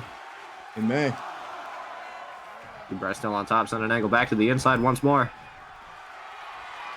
Right, Asking for Angle to get to his feet. We can see something huge here. No, just stepping in. Going for a big punch, but Angle a little too quick. Big whip. Ooh. Drop down. There's the ropes. Leapfrog. Big scoop power slam. Classic off the ropes maneuver. And again, as I'm saying, every single time D-Bry is down for an extended period of time, Angle takes full advantage. Absolutely, for sure. Right to his feet. Big diving shoulder tackle. Shoulder tackle. And now, mounted punches. Mounted punches. These were called back to earlier in the match. One of the very first things we saw happen. Now Angle readying up. He'll be going for a slam here. D-Bry, a lot of damage to his back. No, picking the ankle, sending through into this ankle lock. As I was saying earlier, but D-Bry is very close to the ropes. If he just crawls a little bit, he might make it. In an Iron Man match like this, it might be more beneficial to tap early. No. Nope. Roll it through. Bryan is someone with a ton of intensity behind him. You will not get him. Oh! D-Bry went for a fake out forearm, but it didn't matter. Kurt Angle did not fall for it. Maybe it's because he had the blood in his eyes. Maybe it's because he hit his head a couple times, but that fake out forearm did not matter. But again, D-Bry rolling through again. Another impressive reversal. It is insane that even on the brink of potentially having your limbs broken, Danny Bryan is able to wrestle with this level of technicality. It just goes to show you that no matter what happens, you could drop him on his head as many times as you want. D-Bry is still going to maintain a level of skill that you are not going to be able to knock out of him. He's a very intensive and dangerous competitor, and we are seeing that right here. But again, Kurt has had an answer for absolutely everything. Kurt stepping to the outside with him. Could see a classic backdrop on the side. Oh, that is the hardest part of the ring, by the way. Absolutely. It hurts. Bryan's feeling the full effects of that. Oh! Doesn't even matter, Captain's Hook, snap driver. Ooh, but Angle's no immediately sold. right on his feet. How is Bryan still up? Like, Well, it's see, inhuman. You gotta say, Daniel Bryan may have sustained a lot of damage, most of it to his back, while Angle's damage has been more evenly distributed throughout his body. No one has had the heart of fucking Danielson. Oh, going for the big Ever. punt kick. Oh. Going for a big chop. D-Bry might be a bit dazed. Maybe that adrenaline's running. He's seeing things. His mind's moving a little bit faster than his body. Arm but bar. he got everything in God. order to that incredible hook in one arm bar. He's been working on the my arm God. all throughout this. But he's Very, rolling very through smart now. strategy Punches. from Bryan. Making his way out. Notice as well, D-Bry, very technical escapes to get out of these submissions. Angle resorting simply to punches. It shows you the different levels of intensity here. Angle, a bit more intensive, a bit more aggressive. Danny Bryan, a lot more technical, maybe a lot more in Angle's head. Right, well, Right now he's dragging to the Oh, side. they pull an Angle to the middle. Could go for a pinfall. No, Angle immediately sitting up. Picking him up, chokehold style. Up into a suplex. Big snap suplex. Again, just like you said, Max, he's been working. And he's been working virtually every single part of Kurt throughout all of this match. Angle to his feet. He actually has like a very, very high chance of getting like any fall here at any time. But one, yeah, exactly, the heart and the determination of Bryan Danielson on full fucking display here. Literally any move that he fucking does here, he may very well get the fall that he needs at this point. Big body slam, classic body slam. He's been D-Bry working resorting over- to simple moves here. He's been working over every single part of him. He has Kurt Angle virtually right where he wants him at any given opportunity here. While Daniel Bryan getting ready, just getting ready to finally pick the bones of his prey at this point. They whip into the corner. Kurt Angle Ooh! reverse. Flip over the The top. athleticism of Bryan Off the Danielson ropes. ducks Oh, under. duck. Big line. Ooh. Nice. Amazing sequence from Bryan Danielson. A classic sequence going for the pinfall. Now we can see the first point of the match. 1, 2. Big kick out of 2 by Angle. Kurt Angle, all that blood in his eyes, but it just makes him see red. Again, to Max's point, that is like the shark smelling the blood in the water, you know? It's too close to the ropes. It doesn't provide a disadvantage. It just makes you more furious. It makes you more fucking tenacious, more dangerous. But the question is, was that rope break a mistake on Bryan's part, or did Angle position himself in a way as he was being pulled into that submission to be right in front of the ropes? Either way, no one has a point in this match yet. It seems like maybe with some of the mistakes we're seeing being made, this could be a result of just the wear and tear on the bodies already, all these blows to the head, how exhausted everyone is mentally and physically. Mistakes are going to be made no matter how good you are at the sport. Big old no from Kurt Angle, now taking advantage again. Something I've noticed as well. Angle, a lot better at capitalizing on the opportunities that he's creating, while Daniel Bryan, most of his opportunities have come from either mistakes that Angle has made or from just knowing his opponent's moveset. D-Bry a lot more based on the counters. Big punch flurry from Angle. Huge clubbing blows. Big whiff off the ropes. Could be going for another power slam. No drop down. Going for a leapfrog. Leapfrog going for another power slam. Here it comes. Ooh. No, they collided. Oh. Both of them a little dazed. Maybe went for that grip a little too early, or D-Bry ran a little too quick, but it didn't matter. That could have been a shoulder tackle attempt even by D-Bry. But Angle with that flurry. Alley-oop power Nice. bomb. 1, 2. Kick out from D-Bry. We're down to less than 2 minutes left, and still no one has gotten a single fall Again in this with matchup. Again with mistakes. Note how easy D-Bry was able to get his shoulder off the mat. Didn't look like the Angle had his feet over the shoulders of Daniel Bryan. Big elbow to the top of the head. Big shoulder tackle. This time it succeeded. He went for it a little bit earlier. Almost cost him. Back to the ground and pound. Got 1:20 left on the clock. This is usually the part of the match where, like, Oh! you gotta get the hurry up. Oh, They here do we a go. the triangle, triangle! But he's in between Angle and the ropes. Angle could tap. He's in between Angles and the ropes. He's worked Angle over can't make every it. single part of Angle right here. He's worked over every single part of him. He could tap at any point, Oh, at but any Angle, time. as I suspected, big strength from raw Angle. Oh, but the strength. powerbomb was a little weak. It looked like he couldn't get D-Bry as high up as he wanted to get him. Maybe it could be due to that injury in the Whoa. back we were talking about earlier, but rolled through. What the But hell? Again, a Oh identical no, he's using his scenario. own finisher! But D-Bry's No not way. reaching. D-Bry can't make it. Oh, and he's able to break out. It Jesus shows you again Christ. the difference in the two competitors. Identical scenarios. We have seen the two competitors in. Angle, who opted to grab the ropes. D-Bry opted instead for the reversal, which is now paying off dividends. And the big stunts, we've seen this many times. These rich cat Fucking Bryan stomps. Danielson. Now the ground and pound, maybe just trying to bust open that wound as much as he can, tire him out. We are going into overtime. He might be, all we need now is one pinfall. This is when the rule on blood definitely comes into play. You want to end this as quickly as possible. Now with 10 seconds left, we are going into overtime. Any pinfall will end it. D-Bry now on top. It is incredible to see after this entire match. Draw! No. The ref. No way. No. The ref, you're fired. You're fired. Get out of here. Be gone, Fuck ref. out of here. We're going back to the commentary booth. Excuse me! Yeah. Excuse me. We are pulling both of these men back out here. We're gonna take a we're gonna let them take a short rest here, and then we're gonna bring them back into the fucking ring. All right. Are we going into round 2 like it's boxing? We are going into round 2. We will not allow this to be the end here. Exactly. Fight forever. We will have a winner here on Hopemas. We will have a winner here. Believe you me. Get back in the ring. Seth walks out from backstage and says, this match must continue. Exactly. I'm coming out from the back. This is not over. Get back out to the ring. Here we go.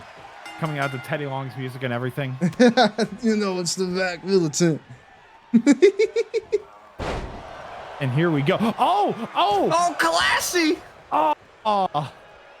Right after that short rest, is now time for us to get back into this. Second weave from Angle. Angle grabbing Brian. Brian letting him pull him all the way over to those other ropes. Big chop. Working that leg. Pulling it on them ropes. Angle now resorting to things that he may not have resorted to before, such as dirty moves utilizing them ropes. Do a choke. To a choke.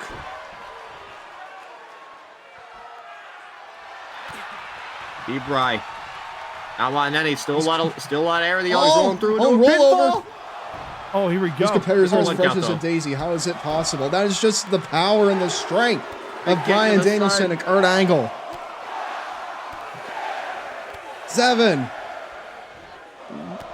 Oh. No one does it better than Bryan Danielson.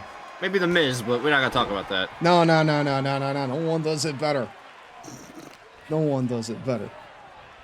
Fuck to it. Up Anyways, into this pile driver again. We only saw this once before, but you can't break the neck of a man that has no neck. As we know, Kurt Angle had his neck surgically removed after having it broken the first time. Big rabbit kick straight off. Angle now straight to his feet. Not gonna weave in. Doesn't even matter. Angle, D-Bry not going for any strikes whatsoever. Whip over to the top. Angle over to the, under the apron. Ooh. Oh! Hangman spot. Over to the top. If he's quick enough. He is! oh, Jumping over. D-Bry's attacking with elbow straight to the top of the head. Big pin. he 2 also was just a already. little too slow on the uptake there. Now he's paying for it. Oh, but here we go. Angle. And Not now, the time to showboat. ooh, rolls him over into the armbar. He is very close to those ropes, though. He could almost grab it, rolling through instead, and end to those punches. Angle's the opposite of a giraffe. He literally has no neck. My goodness. Big whip. It's very, very true. But then again, Kitchen sink. he's still one of the greatest of all time as he lifts him up for the wrestling move, as I call Big it. scoop into the slam. All right. Up suplex style. Big grab. Underneath Again. again. No, over the head. Didn't even barely move. That was all arms. Oh, went for the big drop kick. Back of the head. Rolling out of the way and then rolling through. Realizing the mistake he made very quickly. Scoop again. Another Big one. slam. Another one. Wrestling circles around D-Bry and the ass end of this match. Oh, but kick out of 1. We're seeing that high level of intensity that we know Look close to the ropes. I'll send you over. Brian's so well for here. He's just taking everything that he has to fucking Kurt Angle. Oh, but it didn't even He seems to have matter. him much more well scouted, but even as I say that, Kurt is still having him scouted even throughout this still. Sudden death, one fall to a finish, exactly. Oh! And when it's in sudden death, you pull everything out of your arsenal that you can. Everything out. Yes, exactly. And we're seeing a much more competitive match here, it seems like. Or a much more even-sided match here. Oh, D-Bry limping a little bit, but still able to grab Angle. Almost threw him into the stairs. Deep Angle falling just barely short. Angle almost hitting his head on the stairs. You got to Gotta watch out. D-Bry might go for it. Oh, D-Bry might have went for a dive, but D-Bry giving Angle a lot of space to enter him, but it doesn't matter. Overthrew into the Northern Lights, into a big pinfall. Kick out by Angle. Showing Kurt that he also has a little bit of core strength behind him. Angle right That to he his can feet, also but it come to didn't the even matter. dance and also Oh my run God. circles around him in terms of agility with the Poison Rana. One of the greatest moves in all of wrestling. Out of knee strikes to the side of that Angle now. The solid knees. No Good one God, strikes asking for harder him to than get to his Danielson. feet.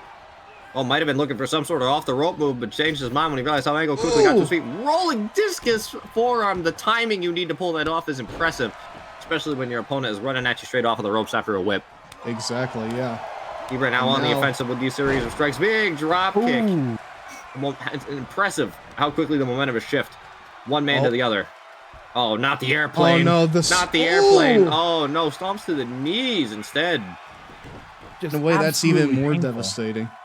These men respect each other too much to not go full gear. I feel like they have to, though. I feel like they have to. These are two of the greatest to ever step inside the square circle. You cannot take either Kurt Angle nor Bryan Danielson lightly here.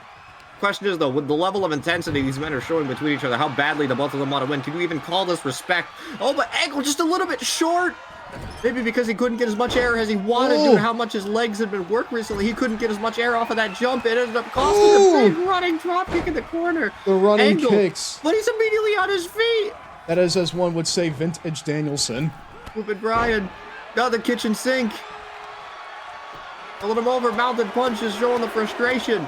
Angle almost lost everything. Unable to get proper hops off of that jump. Because of the damage Daniel Bryan had recently caused to his knee. Angle no, and now Danielson has color. Properly pissed off. And this isn't even like a wrestling match anymore, y'all. Like this is an absolute slugfest here. And now, straight up a fight. Oh, here we go. And again, it's like Max said, he smells fucking his own blood. He smells his own blood. It's like a shark in the water. And it definitely seems like Angle. As you can see, Angle was patched up a little bit ago. His bleeding was taken care of. He knows what it's like to be the man bleeding. He has taken full opportunity to stop D-Bry from capitalizing on that adrenaline. Surge face first into the buckle. Now is not the time to taunt Angle. But it doesn't matter. Danielson is not the kind of guy that you want to turn your back on, especially in a match like this where he's got so much to prove. Holy shit, belly to the outside. Angle. Oh, making sure, but D-Bry nipped up. He was ready. It is insane. How would that much damage to the back? The D-Bry could immediately be on the offensive again like this. That knee may as well be the fucking canvas apron. It's so hard. And now working over the neck on the outside. Here we go. And you don't want to have this match end on a count out. You got absolutely not. Absolutely not. Big reverse into an enziguri by Angle. When's the last time you see Kurt Angle throw an enziguri? Now, of course, taking D-Bry back to the inside. Angle now definitely prioritizing being in the ring for a lot of this ass end of the matchup. Glorious strikes from Angle, turning him around. Chop block to the back of the knee on D-Bry. Both of these men are definitely going to be limping out of here with the amount of damage done to the legs. Stomping again. Angle is softening him up for that ankle lock. Now we're seeing something that we really didn't see all that much in the last match. Angle's actually working over the knees here. He's actually working over the legs. He's setting himself up to win this. Big scoop, classic body slam. Sometimes you just got to go dig into the chest of classics to figure out exactly what you're going to do here. Now a series of knee drops right to the head, right on that bridge of the nose. Nose very breakable. As somebody who's had his nose broken 3 times in a wrestling ring, let me tell you, I know something about that. Big alley-oop powerbomb. Get him up still, not really taking any opportunities. Oh, bringing him down for the cross arm bar. Oh, the cross lock. face. Is this it? Is this it? This may be it. It's not it. Angle ain't quitting. Angle ain't got an ounce to quit it in him. It takes so much to get Kurt Angle to quit.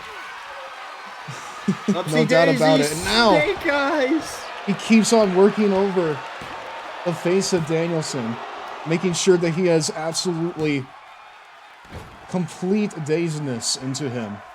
Making sure that he's absolutely dazed, that he cannot see anything that Kurt Angle can throw at him, especially with the Crimson Mask. You may have seen the way Angle was emoting just a second ago. Oh, reverse, slapping away, moved to the midsection. Now, what I meant by that, Angle looked distraught. Angle looked like he was in tears, but I don't think that was because he thought that Snake Eyes was going to end the match. I think that's because he's absolutely exhausted. His body is screaming at him to put this away. You will have to kill both of these men, absolutely. There's absolutely no quit in either one of these men. It's impossible to feel emotional after pushing yourself so hard for so long. Yeah, especially.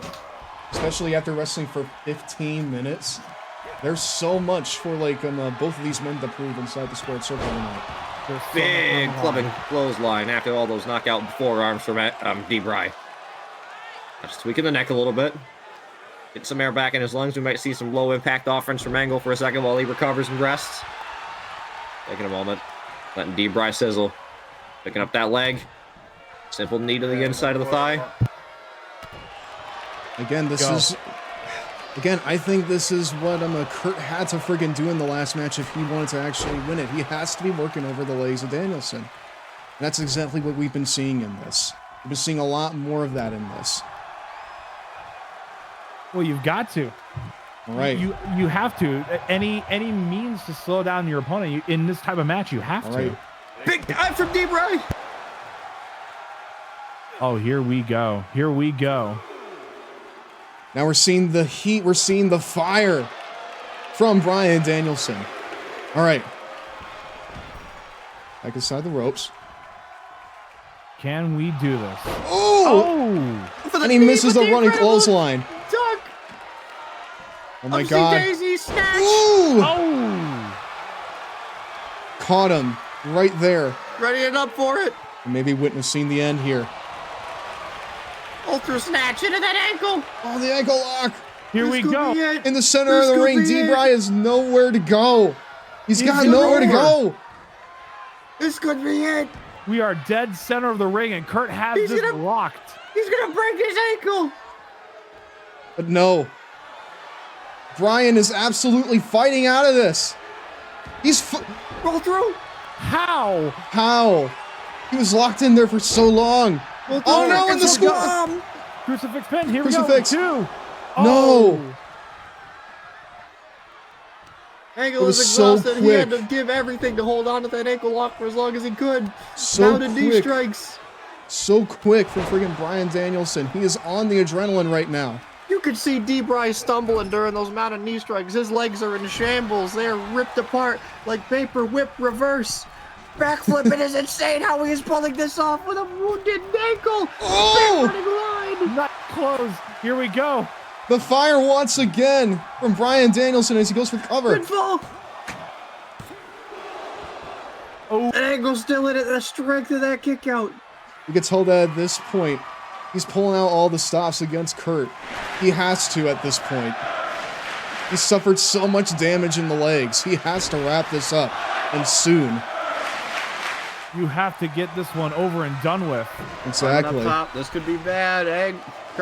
Bryan, you gotta watch out for the leg knee drop right under the wounded leg. Angle knows that he's a dead Kurt man Angle walking. knows, much like what one would say. That's gonna be the final nail in the coffin. You can't be going for diving knee drops when your legs have been taking that much damage, trapped in an ankle lock for almost 30 seconds. That is the adrenaline talking, you have to think. You're not thinking at that point. You're just, you're just kind of doing it at that point. You're doing like the most punishing offense. Oh, reverse into the Enziguri. Oh. Here we go. Here we go. So with these kicks, oh, he's falling off the ropes. He is feeling his own leg. Bryan's showing that he has a lot of fight still in him. Wounded legs or not, they are his greatest asset. They're one of his greatest assets, one of the greatest tools in his arsenal. As he takes the punches to fucking Kurt Angle, maybe looking to get a little bit of color into him. He wants to get the best out of Kurt Angle. He doesn't want any excuses. A lot of blows, a lot of strong blows, not a lot of strong moves, but a lot of strikes, just a flurry. But do 50 weak punches and kicks add up to one very strong slam? That's the question. Much like our match earlier in the night, how much more punishment can these two take? Are we going for it again? Diving headbutt, he nails it. Cover. That's and it. That'll do have a winner. And all it took was the legs. The sacrificial legs of Bryan Danielson to pick up the win here. One flying headbutt, and that's all it took. Oh my goodness. What a match. You know, we've had a bunch of match of the night contenders. I don't know how you beat this one. I don't know how you do either. This was like 25 minutes from like both of these men. They walked in there and fucking determined to pull out all the stops on this night, and they absolutely did that. Shame to say What a that match. neither of them will be walking out. Well, you know, Yeah. if they, even if they need a bit of help to the back, that is absolutely 100% understandable. They left it all in the ring here tonight. Big congrats to both Kurt Angle and Bryan Danielson on this night. Big props to everybody. Absolutely. And we got to give big props one more time to our sponsor, Gaming in the Clinton Years, while we work to clean up the ring of both Kurt Angle and Bryan Danielson's blood.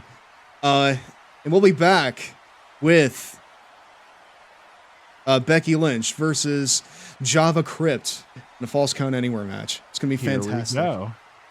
First, George, what do you got to say to us, bud?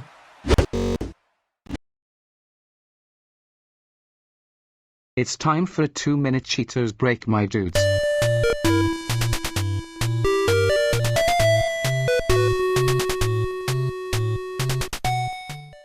Toe Ball number 1 is a shockingly inferior game. There, we've said it. Make no bones about it. Square's second fighting game released in the US and premier PlayStation title seems like a rust job of the worst kind. The graphics look unfinished, the tournament mode won't take too long to conquer, and the play control stinks. Most fighting games use the up button on the control pad for jumping, but Toe Ball uses L, which is an awkward button to begin with and is hardly ever used in games. Your kicks and punches don't often connect with the enemy when you're right in front of them. It's hard to move around the arena. Need I go on? The quest mode has the worst control of all. Like Batman Forever, strange, funky, complex, hard to memorize, and totally ridiculous button combinations are required to perform even the simplest of actions. To simply stop running, you must press R1, rather than just letting go of the control pad. Who the heck let that one slip by? The weak play control, which gets a 1 on a scale of 10, makes the entire game worthy of the scrap heap. The quest mode, where you explore a 3D dungeon, is fun to play, but it's fairly simple to figure out. The play control makes it hard, though, as you must jump over rolling logs on occasion, and once you die, you die. You have 1 life, and that's it. Getting back to graphics, although they are 3D, they are remarkably undetailed and basic looking, hardly convincing as futuristic. Yet the opening cinema scene is absolutely outstanding. Just another example of a PlayStation game with superficial fluff hiding a piece of junk inside. We haven't given a review this bad since, well, maybe never, but I don't think we've ever played a game this bad before.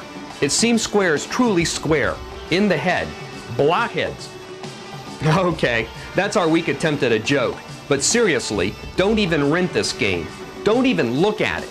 The game is totally unacceptable for even die-hard street fighting fans. There's not much more we can say. We've actually covered everything. The game is too short as well, as if it wasn't bad enough already.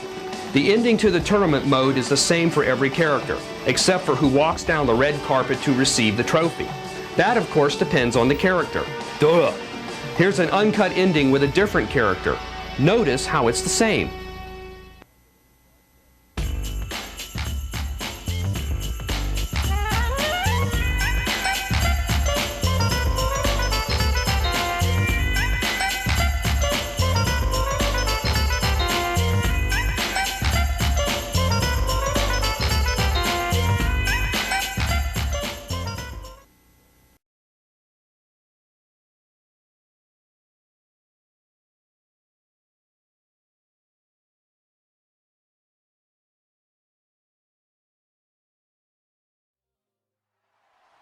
Thank you once again to our sponsor, Gaming in the Clinton Years, for their support. Hello, everyone. Welcome back to Hopemas HAVOC, where we are about to go down to the ring for a False Count Anywhere match between Java Crypt and Becky Lynch. But first, I need to say thank you very much for the raid, meat. And thank you for the follow. And thank you very much. I think it's Buckalope, I believe is how you say it. I think so. If that is true, Thank you very much, my friend. For those of you who are unaware, my name is Giraffe7. I'm the president of the Long Boy Club, the very large enjoyer of all things gaming, wrestling, other hyperfixations, and my stinky cat. Tonight, we are raising money for Project Hope through our wrestling show, Hopemas HAVOC. It's going to be a fantastic show still ahead. We still have quite a bit left to go on the night. Hi there, Henry. We still have quite a bit left to go on the night as we... hold on a second. I'm actually going to go ahead and do something here real quick. Give me a second. Do I not have tits open? You know what? I'll pretend that I have serotonin. Thank you. Thank you. Thank you for the serotonin. It's being injected directly into my brainstem. I'm sorry. Things are a little fucked up right now, so I apologize for that. That's what you get when you have different scenes for everything. Next time we have a stream, things will be relatively back to normal. But for now, we have more wrestling to get to in my More veins. wrestling? Yeah, exactly. Hi, Creepshow. Hello. Hi, how are you, my friend? I'm good. Wanted to make sure the dog wasn't destroying the furniture. Well, you know what? That's a worthy cause. Hope it unfucks. Keep it jolly, fellas. Well, thank you very... Sounds fantastic. Hello, Diesel. Be my boy. I got Henry down here. Hell yeah. He's very soft right now. He's very stinky, too. So... I've been going for almost 2 hours. What the fuck? Oh, yeah. And by the way, chat, we ain't done. No, we ain't done. We are not done yet. But before we go further, and while I have everyone here, I may as well remind you all why we're here tonight. We are here to raise money for Project Hope, a charity foundation that is providing medical and humanitarian relief to many places overseas that desperately need it. It is a fantastic cause, but... You don't have to take my word for it. Instead, you can go ahead and take my word for it. This holiday season, the Long Boy Club saves Christmas. From December 15th through the 23rd, I will be raising money for the 2023 Hopemas fundraiser. And I will be campaigning through, what else? Wrestling. We've got a special show in 2K23 that's absolutely stacked with dream matches at the end of the month. We're taking holiday wrestlers to new heights. We're ranking Christmas-themed matchups. I'm even doing my first IRL stream, kinda. All in support of Project Hope. Project Hope is an organization with over 6 decades of humanitarian relief efforts under its belt. Right now, it's providing that relief to people who need it most in places like Ukraine, Turkey, Syria, and more. I work in news, so I see the problems that Project Hope is responding to every single day. Taking part in this year's Hopemas goes way beyond just raising money for a good cause. It's my way of lending a helping hand to people who are stuck in the situations that I write about all the time. And if you want to help me do that, head on over to my Hopemas Tiltify page at the link below, or by typing !Hopemas in chat. You can put your donation towards one of our bidding wars or towards one of the giraffles. We've also got a couple milestones, like drinking Pepnog and my very first ASMR session, but those will only happen if enough people donate. So again, head over to the Tiltify page with the link below and make a difference in someone's life this holiday by donating just a few bucks to Project Hope. Thanks again to Project Hope for letting me take part in this amazing fundraiser. And now, back to you, me! Thanks, me. Thanks, me. That was very, very, very cool of you, I must say. But yeah, that is essentially why we are all here on this night. We are raising money for Project Hope. Also, thank you very much, Creepshow. I appreciate it. Well, actually, no. I already have this pinned. But thank you for using the command, I guess. Of course, no problem. Gotcha. Push people to the campaign. And no problem at all. Oh, Jesus Christ. And as a reminder, Any dollar amount that you put towards the fucking campaign, it will put your name on a pro wrestling sign that I will take to a wrestling show next year. These two goofballs at the commentary booth, they're saying WrestleMania 40. I'm not anticipating WrestleMania 40, but I mean, it would be cool, but it's probably just going to be like an episode of Collision or something. But either way, it's cool. Either way, it's cool. An episode of Collison, okay. An episode of Collison or SmackDown or something like that. So, since I'm an indie wrestler, I am obligated to say, hey, I'm going to be in Philly for WrestleMania week. Let's do business. I'm going to be in Philly for WrestleMania. Want to watch my Fed? Get that self-promo in there, bucko. There you go. Twitch.tv/MaxwellFlyweight. Twitch.tv/MaxwellFlyweight. Twitch.tv/MaxwellFlyweight. You know what? I may as well shout out my guys here. I'll shout out my friends here. Give me a second. You can put us in the title. You can do @ and then the name of the person, and then it hyperlinks it as well. Yeah, I know that. Like, I literally thought of that like before I went live. Okay, hold on. I see in chat Collision in Korea. Yeah. Here's the thing. I love Steph. I'm not sending him to fucking North Korea. I think we're good. I feel like you wouldn't love me if you sent me to North Korea. I feel like that would be kind of against your ethical values, you know? Exactly. You fucking deserve it? What?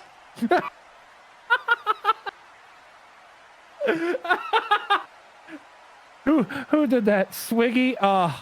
Great timing, Swig. Great time. Hold on. I care about y'all. You ain't going to Korea. You know what? I appreciate your support. Also, I just realized the whole fucking time you could not hear the streamer bot stuff. I'm sorry. I'm a false idol. Oh no. I'm a false idol. I'm sorry. How could you? Weep into my soup. You have soup on you? I like soup. I like the chunky soup, specifically. You didn't tell me that you had soup on you? Would you like me to mail it to you? I have been sitting at this commentary desk for almost 2 hours now. 2 hours now. And I don't get soup? Okay, I keep the fridge underneath the fucking thing. Of course. And a microwave. That's where all the bottles of Mountain Dew keep coming from. Of course.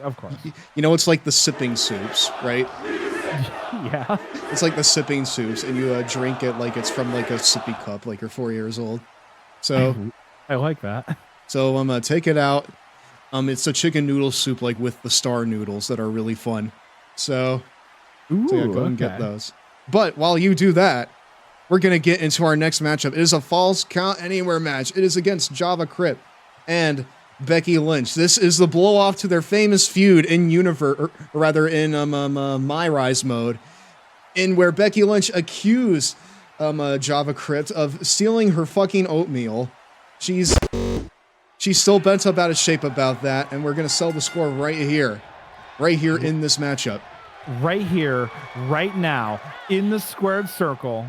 In the squared circle, starting now from this moment on. The genesis of McGillicuddy? The genesis of JavaScript. Oh boy. This is a loser loses their Quaker Oats match. Exactly. No, not the Quaker Oats. And for a little bit of background, our main woman here, a Java Crit. She is someone who's continuously down on her luck until recently, until she won the SmackDown Women's Championship. But up before that point, she had 3 jobs, including wrestling on SmackDown. She was working at Starbucks. She was working at fucking Geek Squad. So you know, that mean I hated her guts. But listen, I couldn't knock the hustle. If she was working at Geek Squad, then there's just one thing we gotta know. When it comes to backbreakers and iPhones, but I digress. I mean, like, you can say that she has practiced her fair share of backbreakers on, you know, very, very old iPhones. There's a reason why she didn't last more than a year. Like, you know, I was gonna go somewhere with like, you know, like a tech word that started with the same letter as a wrestling move, and I said backbreaker and realized I can't think of a lot of things that start with a black. When it comes to backbreakers and blackberries, JavaCrypt knows what's up. They're called the Backberries. Yes. Oh my god. But I digress. Yes. Hey, Stev, I need East, but I just want to say I hope your Havoc is awesome, bud. Happy Christmas. Thank you, Phoenix. I appreciate it. You go and have Eeps. It's like, what, like 4:45 where you are? Go and sleep. 4 in the morning? Yeah, because Phoenix is from Ireland. So... Oh, you just reminded me. I have a Christmas tradition I need to follow much like through Becky on Lynch. tomorrow. Oh yeah, what is that? Well, no. It's true though. It's true. They're both Irish. So every Christmas Eve, I turn on NORAD's website, and they have this thing where they like to track Santa. And I've been doing this since I was 8, just because I thought the technology they did to pull it off is incredibly fascinating. Oh yeah. They is it like a website that's like for kids? Yeah. Oh, nice. She intercepted the chair shot. Nice counter there from JavaCrypt. JavaCrypt has a lot of experience under her belt, especially after like over a year on the SmackDown roster, after having a reign of SmackDown Women's Champion, after her feud with her own blood, with her own aunt. She has Becky Lynch scouted. She wrestled her 3 times over in her dreams, like in the playthrough. She fucking wrestled 3 separate Becky Lynches in a 1-on-3 handicap match. And yeah, she lost, but it made her prepared for anything Becky Lynch has to throw at her. She very much has Becky Lynch scouted in this matchup, one could say. Even though I'm biased, because I saw her rise from the bottom, and now she's here, as one would say. Started from the bottom, now we're here. I forgot the Becky Lynch in this game was my least favorite version of Becky. She's like Disney villain coded. Which one's that? I don't like Madonna Becky. Is that the new one? It's the one we're seeing right now. Is that the newest Becky? I don't think so. Yeah, no, it's the one where Big Time Bex. There we go. Big Time. That's the new one. Is that what she's doing now? No, she don't do Big Time Bex anymore. Because she went to the man, and then she went to Big Time. Yeah. So what is she now?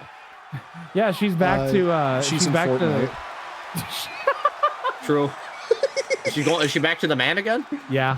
Oh, okay. I'm not caught up, I'm gonna be honest. Well, listen, you don't have to be caught up, because all you need to know is that there is a Quaker Oats fucking a dispute going on here, and we are here to finish it once and for all, right here. So that way. It's all about the oats. That's right, folks. Just like Edge and Christian. God, what was it? Like Edge and Booker T at WrestleMania 18 fighting over shampoo, we are watching 2 women fight over Quaker Oats. But listen, it's such a hotly contested contest right here, because it's falls count anywhere, and they're just going hell for leather on each other here. Completely valid. Norad tracking Santa when he comes over to Continental US when he gets 3 warnings where they scramble the F-22s. Pull forward or we will intercept. Now JavaCrypt knowing exactly where she wants Becky Lynch. And Becky Lynch with the freaking crossface right here. Oh, here we go. Completely blocked by our completely awesome cameraman, I will say. But but it doesn't seem to matter, because fucking JavaCrypt has it scouted. Now she's striking. She's striking, by God. They both want to be regular, those 2 competitors. You got Kevin Dunn working in production. Yeah, he needs all the help he can get,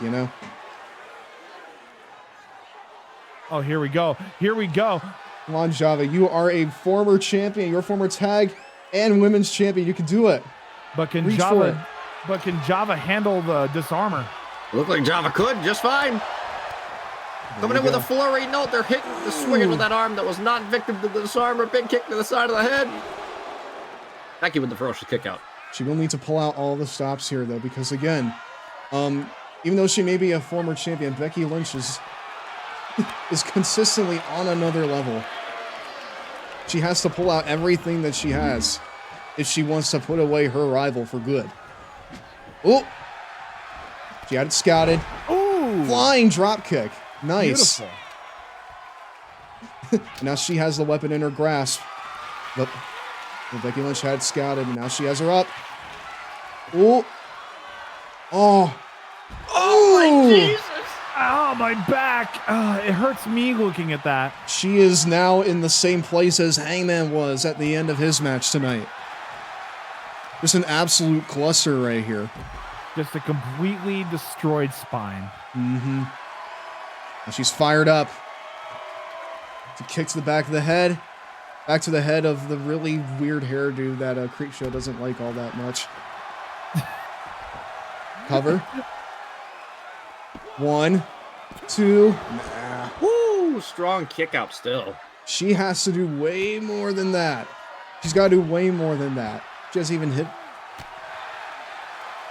She needs a big strike here. This is a weird look for her, not gonna lie. It is a little weird, but listen, she's shown up to fight here, as we have seen so far. And now we're in the crossface. Just an exchange of submissions here, back and forth. Back and forth, but Becky has it scouted there. They have a shot to the throat there. Oh, and here we go, throwing right back into the ring. I do genuinely think that the moment that Java like hits like the checkout line, this one is over. The checkout line flatliner. The moment that she hits it, this one is over. But big slap, manhandle slam. Here we go. Here Cover. we go. That's it. 1, 2. No. Oh. The oats were almost Becky's. The oats were almost in her grasp, but not so just yet. And now the chair strikes. You know what they say about oats? Just add water. Oh no. And she's adding that water 1, with the chair shot. 2. Ooh. And chat, this is an appropriate time to say, I have Takis. Would you like some? No, Creepshow. Oh no, Becky, what are you doing? No. Creepshow, go back and get the oats. Go back and get the oats right now. This just shows you how badly Becky wants to end this in a victory. Ooh! Way up high. Cover. Another pinfall. 1, 2, 3. It's over.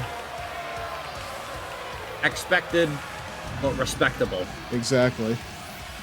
Java Crit brought the fight, as she always does, to these kinds of matches. But it was not to be tonight. Becky gets her oats back at long last. And maybe finally this blood feud, this oat feud, can be put to rest. Yeah, Java said she still got the paycheck. She'll be going to space here soon, don't worry. But now, ladies and gentlemen, and everyone in between, we are on to our semi-main event here tonight. We are on to our second to last match, as we have 3 modern icons of the wrestling world going head to head tonight. Oh, here we go. As it is Kenny Omega versus John Cena versus Cody, the roller coaster himself. Oh, this is the triple threat. 3 Cody dudes I know Rhodes. quite a bit about. What now? Ah, yeah, here we go. Cody, Kenny, John Cena. Cody, Kenny, Cena. There you go. It's gonna be great. This is the match. I've got the knowledge. All I've right. got the knowledge on this match. All right, right. You'll be here to let us in on all of the juicy details. Hold on a So second. I have to ask all 3 of you fine human beings, who do you have winning this? Because I personally think the title of greatest of all time for John Cena should not be given to John Cena. But I do believe there is a man in this match that deserves greatest of all time, and that is Kenny Omega. And let me tell you something about these three competitors, all right? You look at three competitors, you see three people from completely different walks of life. You see three people who have done completely different things with their careers. However, there are similarities to be drawn. John Cena, purely a man made on TV, purely a man made by the industry, by the franchise. John Cena is a TV, a WWE guy through and through. Kenny, Cody, two dudes that have made their names on the indies. However, Cody, while he did originally have a shot on TV, was punted back down to the indies and made a name for himself on the indies. Kenny definitely found his start, a very strong, incredible upbringing on the indies before making his way into a TV superstar. Three dudes who have been at similar places and done similar things. But that doesn't mean that John Cena, not being on the indies, hasn't experienced a lot of hardship in his life.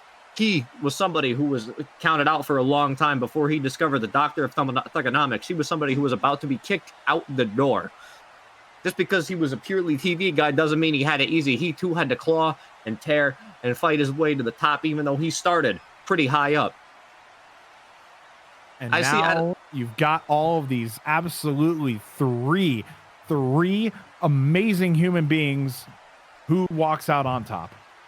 You got John Cena looking to defend the role of the franchise, the top, the number one, the greatest of all time. You've got Kenny Omega, who has gone from 0 to 100, who can make a very good claim for being the greatest of all time. And you've got Cody, who has been up and down, and now on his way up again, who is looking to prove to everybody that he deserves to even sniff that title. And if he can get a victory over Kenny and John Cena tonight, we could very well have a third possible contender in the conversation for greatest of all time. And now we're going down to that match right now to answer the question of who is the greatest of all time. Here we go. Now, triple threats usually very chaotic. Immediately, Kenny and Cody locking up the two indie dollars, working at it, but Cody does not want to be drawn around by Kenny, not going anywhere. Almost in the mid-second, but John Cena capitalizing immediately. Forearm across the back, diving, clothesline. Series of punches from Cena onto Kenny. Cody repaying that favor, big running bulldog onto Cena. Now Kenny ripping apart Cena a little bit, hooking that nose, hooking that mouth. Cody now watching, probably going to capitalize the moment somebody's available. Now the two of them boot to the midsection. Ooh, classic, but with a kick instead of the uppercut. You got to think at some point here, do you think that the former former friends here, Kenny Omega and Cody Rhodes, will maybe at one point find a bit of common ground against Cena? Because like you got to think, like, there's a lot of history between two of these three guys. Do you think they'll come into play at some point? It's definitely possible, though, as you can see by the way they are fighting right now, that this may not be something to happen. King Cody may have been looking for some sort of move running off of the ropes, but Cena immediately coming in with a chair, and it is weird to me that Cena is the first person to introduce a weapon to this matchup. He is very voracious in his ideals to protect the role of greatest of all time. Cody taking a moment to taunt there, but Kenny responding with an attack to the back of the head, and I think just by the fact that Kenny is willing to swing on a back-turned Cody can show you that Kenny is definitely viewing Cody in a different light right now. Cody has made his choice and has selected his team, and it is not on Kenny's. Lots of poison ranas on this night. I will say that everyone on this show has fantastic taste in wrestling. All right. Big duck underneath into the atomic drop, but Cody immediately on the back, Russian leg sweep. Cena is going to be on the outside for a while, making him a non-issue, going for a pinfall. Quick pinfall, intelligence from Cody. Big kick out from Kenny. All right. Over the kick. Kenny getting up in the corner there. Cody going for a grab, desperate for any sort of move. Grabbing upsy daisy. Half arm carry, slingshot, snake eyes, hangman spot. Omega wanted Megalovania to play all the way through this match, but Cena put the kibosh on it. I mean, you know that someone has creative control on this show, and I could do that if I wanted to. Cody. Ooh, big crossbody from Cena, and now you're even seeing the different styles coming into play here, but we could see some of the more impressive moves from Cena. Cody throwing Cena out of the way. Looks like Kenny and Cody want to be the two that are fighting more often than not. Cody with the unnecessary push-ups, maybe distracting Kenny for a little bit as John tries to run in, but it didn't matter. Kenny, very, very intelligent. Knows what's going on. Big line from Kenny onto John. Cody now capitalizing as Kenny's getting to his feet. Suplex, twisting through. Twisted. And now John onto Cody. We're going to see a lot of this back and forth, one at a time style moves from this matchup. This is what you can expect from triple threats. Hot shot onto the top rope, and now Kenny, but John Cena's a little bit quicker. John Cena felt the presence of Kenny, but Kenny flipping through. Ooh. Inverted DDT. Ooh. Cody, those push-ups won't win the match. I mean, like, I was going to say, I mean, like Like, especially like at this point here in the match, you really don't want to be taking like your opponents lightly, you know? You can't be sitting out there like letting them get the pinfalls in. You just can't let them do it.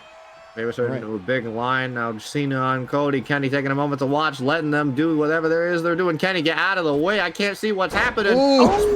Springboard stunner. That's incredible.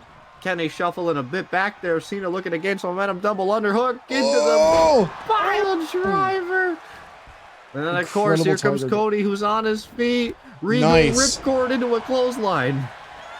Recover. Here we go for our first pin. One. Ooh. Kick out of one. That'd be the second pin, actually. You got to do a little more than that. Take down Kenny Omega. Big whip off. Big classic hip toss. In comes Cena. Big line. But Cody was ready for that. Looks like everyone's tricks are starting to be learned by everybody else. Everyone's catching on to what's going on here. Cody setting up Cena on the ropes. Big whip. No. Underneath. Feet hung. Oh, nice. A flatliner. Rope hung flatliner. What an impressive move. Never seen anything like that. Kenny coming in now. He'll be looking to... Oh, just slap to Cena. Cody with the disrespectful slap to Cena, whipping to the corner. You can tell that like they're bringing a lot of like unique offense into this match. They know that they can't just bring the like the greatest hits into this. They need to bring something that they're not expecting, especially Cody and Kenny. Like they know each other so well. Absolutely. You know? The problem is, especially all three of these dudes being TV guys, it is probably very, very, very easy to do a lot of research on your opponents and to know exactly what they might do in any situation. Cena going for an amazing boot. Big boot out of the weak Cody. Cody springboard to the disaster kick for Kenny, now in with the kendo stick. Cody doesn't realize. Breaking it up. Trying to grab it. Cena acting as a barrier between the two. I think fighting over Cena's prone body. What a visual. And now. Roll through. Roll over. I forget. That's called the Kennedy roll, I think. Ooh. All right. Big Kenny had it scouted. The forearm. Oh, very deep German.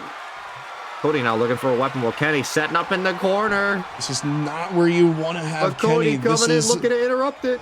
This is the intense Kenny. Oh! But Cody let Kenny hit the move. Cody could be looking to steal the pinfall. Kendo stick assault onto Kenny. Turn around, look out for Cena. Waistlock. Forearm to the back. Big whip. Off the ropes. Big diving shoulder tackle. He was waiting for him right there. And big snap. Nice. Big belly to belly. Kenny now up on his feet, though. Cody a little bit staggered there, a little bit stunned. Boot to the midsection from Kenny onto John Cena. Big slap flurry. Big bicycle knee. Down onto Cody. Tackle right onto the ground. Shoulder. Is this Kenny's time? Big Cena up. Boot to the midsection. Underneath. Nice. Variant pump handle. Patella drop. But Cody's inside now, but Kenny's going after Cena still. Kenny showing the same flurry bicycle knee. It's kind of strong hits. Like, you gotta think, is Cena like even used to this sort of thing? Is he like used to like the big fucking big power like strikes that Kenny brings to the table? That is true. Oh shit! One-winged angel might be going straight. Ooh, Poison Rana! Poison Rana almost driven straight onto the Everyone in this show is freaking fantastic. Love them. All right. Up another hot shot. Snake Eyes. Man, look at that chair. It's seen so much action throughout this matchup. Look at the midsection running through. Fez press. Cena employing a more classical style here. To the side, over a pinfall, but Kenny is right there to break it up. You gotta look at the wear and tear on all these guys. The moment that one of them hits their finisher, this one may be over. Oh, two huge knockout punch. Oh, speaking of which, Crossroads! Pinfall, but Kenny's right there. Oh. Cody Kenny might have thought that just in time. Cody might have thought that Kenny was going to be a bit more stunned by that last piece of offense. Huge nice V-trigger. Knee right on the button.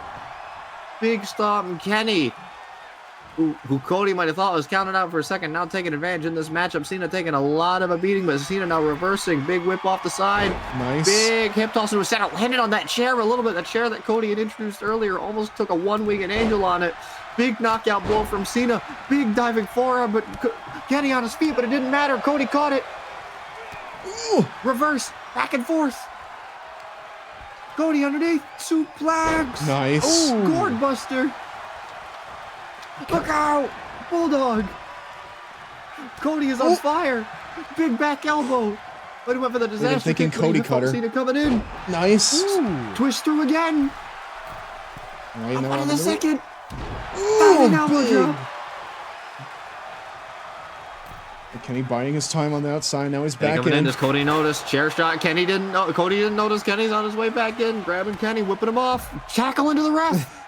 Every single time that Cody has wanted to, it's like I'm gonna do something big on Cena. Kenny has been there to steal the thunder.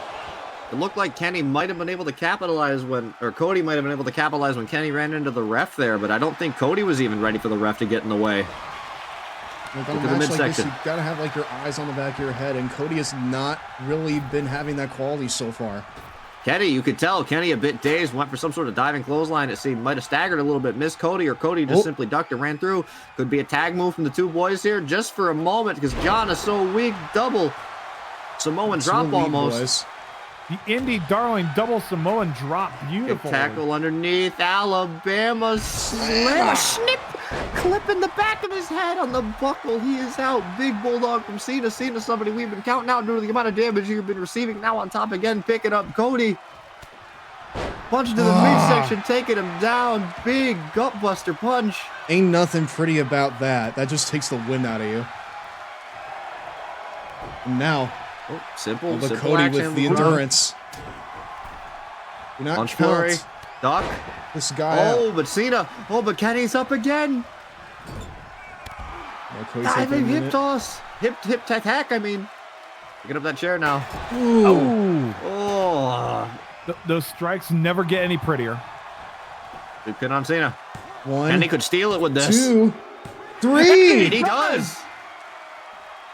Kenny steals the victory right under Cody's nose. No one-wing angel, no one-wing angel, no AA. We do get a crossroads though. Of course, a chair, just as deadly as a finisher, I would argue. Cena experiencing a ton of wear and tear and a beatdown earlier in that match. Eventually, the straw has to break the camel's back, and that chair shot happened to do it. But could you consider this a noteworthy victory for Kenny to win in this fashion? I would say that, even after something like this, Kenny still has quite a bit to prove because, especially against someone like Cena, he didn't really pull out all the stops against him, and you could say that I'm He's definitely the only reason up there. the only reason that he got the victory at all was simply because of Cody, because again, Cody's been just throwing everything that he had against Cena, and it was Kenny that ran in and picked up his scraps. I would definitely say that Kenny has taken a shortcut on this day. If you have to win via chair, nah. This is just another day in the office for Kenny Omega. Nothing noteworthy. Max Payne 2022 Gaming, thank you for following, my friend. You're now a member of the Long Boy Club for life. I appreciate it, my friend. But, ladies and gentlemen, everyone in between, we are at the final match of our evening. We are about to go to the final match of our night here. But before we get into that, we need to hear from our sponsor one more time. Mr. George Wood, what do you have to say to us today? What do you have to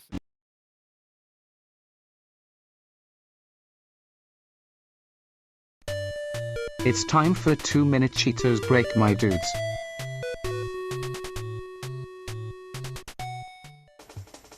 Okay, you've just spent over $200 on the Nintendo 64 and the new Mario game.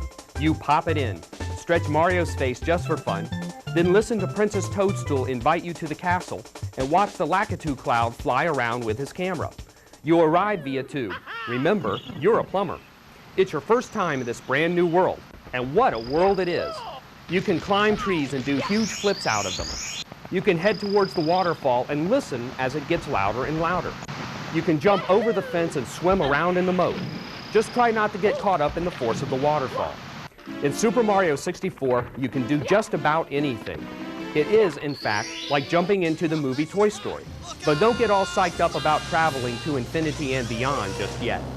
Although the gameplay and graphics are very cinematic, the basic setup and plot of the game is no big surprise.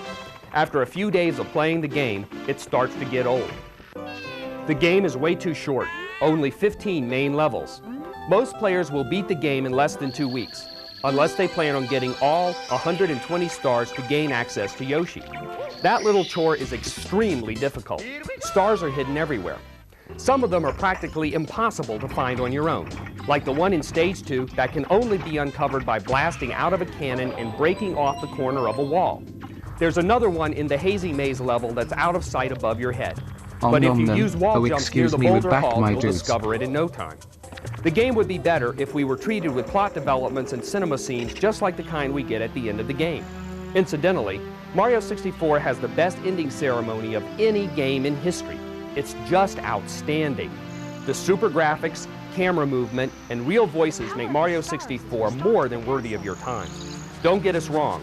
There are 64 other reasons for you to buy this game, but we just wanted to get the negatives out of the way first. Now here's what's great about the game. First of all, the gameplay is truly 3D, and once you get used to switching the camera angles, you can use them to your advantage. Mario 64 was developed using Silicon Graphics computers, the same computers that brought you the special effects in Jurassic Park, Twister, Independence Day, and of course, Toy Story. The significance of this is that video games are becoming so advanced and so popular that they're starting to gain Hollywood's attention. Although we've carped on a few of Mario's shortcomings, please be aware that this is only because of the enormously high expectations that have accompanied the game and the development of Nintendo 64 for years. The game does get fun again after you beat it, and then focus on finding 120 stars. Since you're familiar with all of the courses by then, the game is a little less frustrating. For the premier title of this system, Super Mario 64 is a breakthrough in graphics and play control. And this is just the tip of the iceberg. One last thing we should mention is prices. Nintendo 64 games will be, on average, $10 to $15 more expensive than Super Nintendo games. This means that most games may cost around $70, compared to an average of $50 for first-generation gaming systems. Although we believe that Nintendo will definitely beat its current rivals when all is said and done, well-established and emerging systems like Sony PlayStation could surprise us all. That's how things look right now. But as the Nintendo 64 grows and the writable disk drive is introduced, the gaming game will surely change. We all want the best games there are. We all want games that give Hollywood a run for its money. But how much are we willing to pay for these great software titles? Maybe, as video games become more mainstream, companies will be able to afford to lower their software prices in an effort to attract even more buyers. Now that's virtual reality.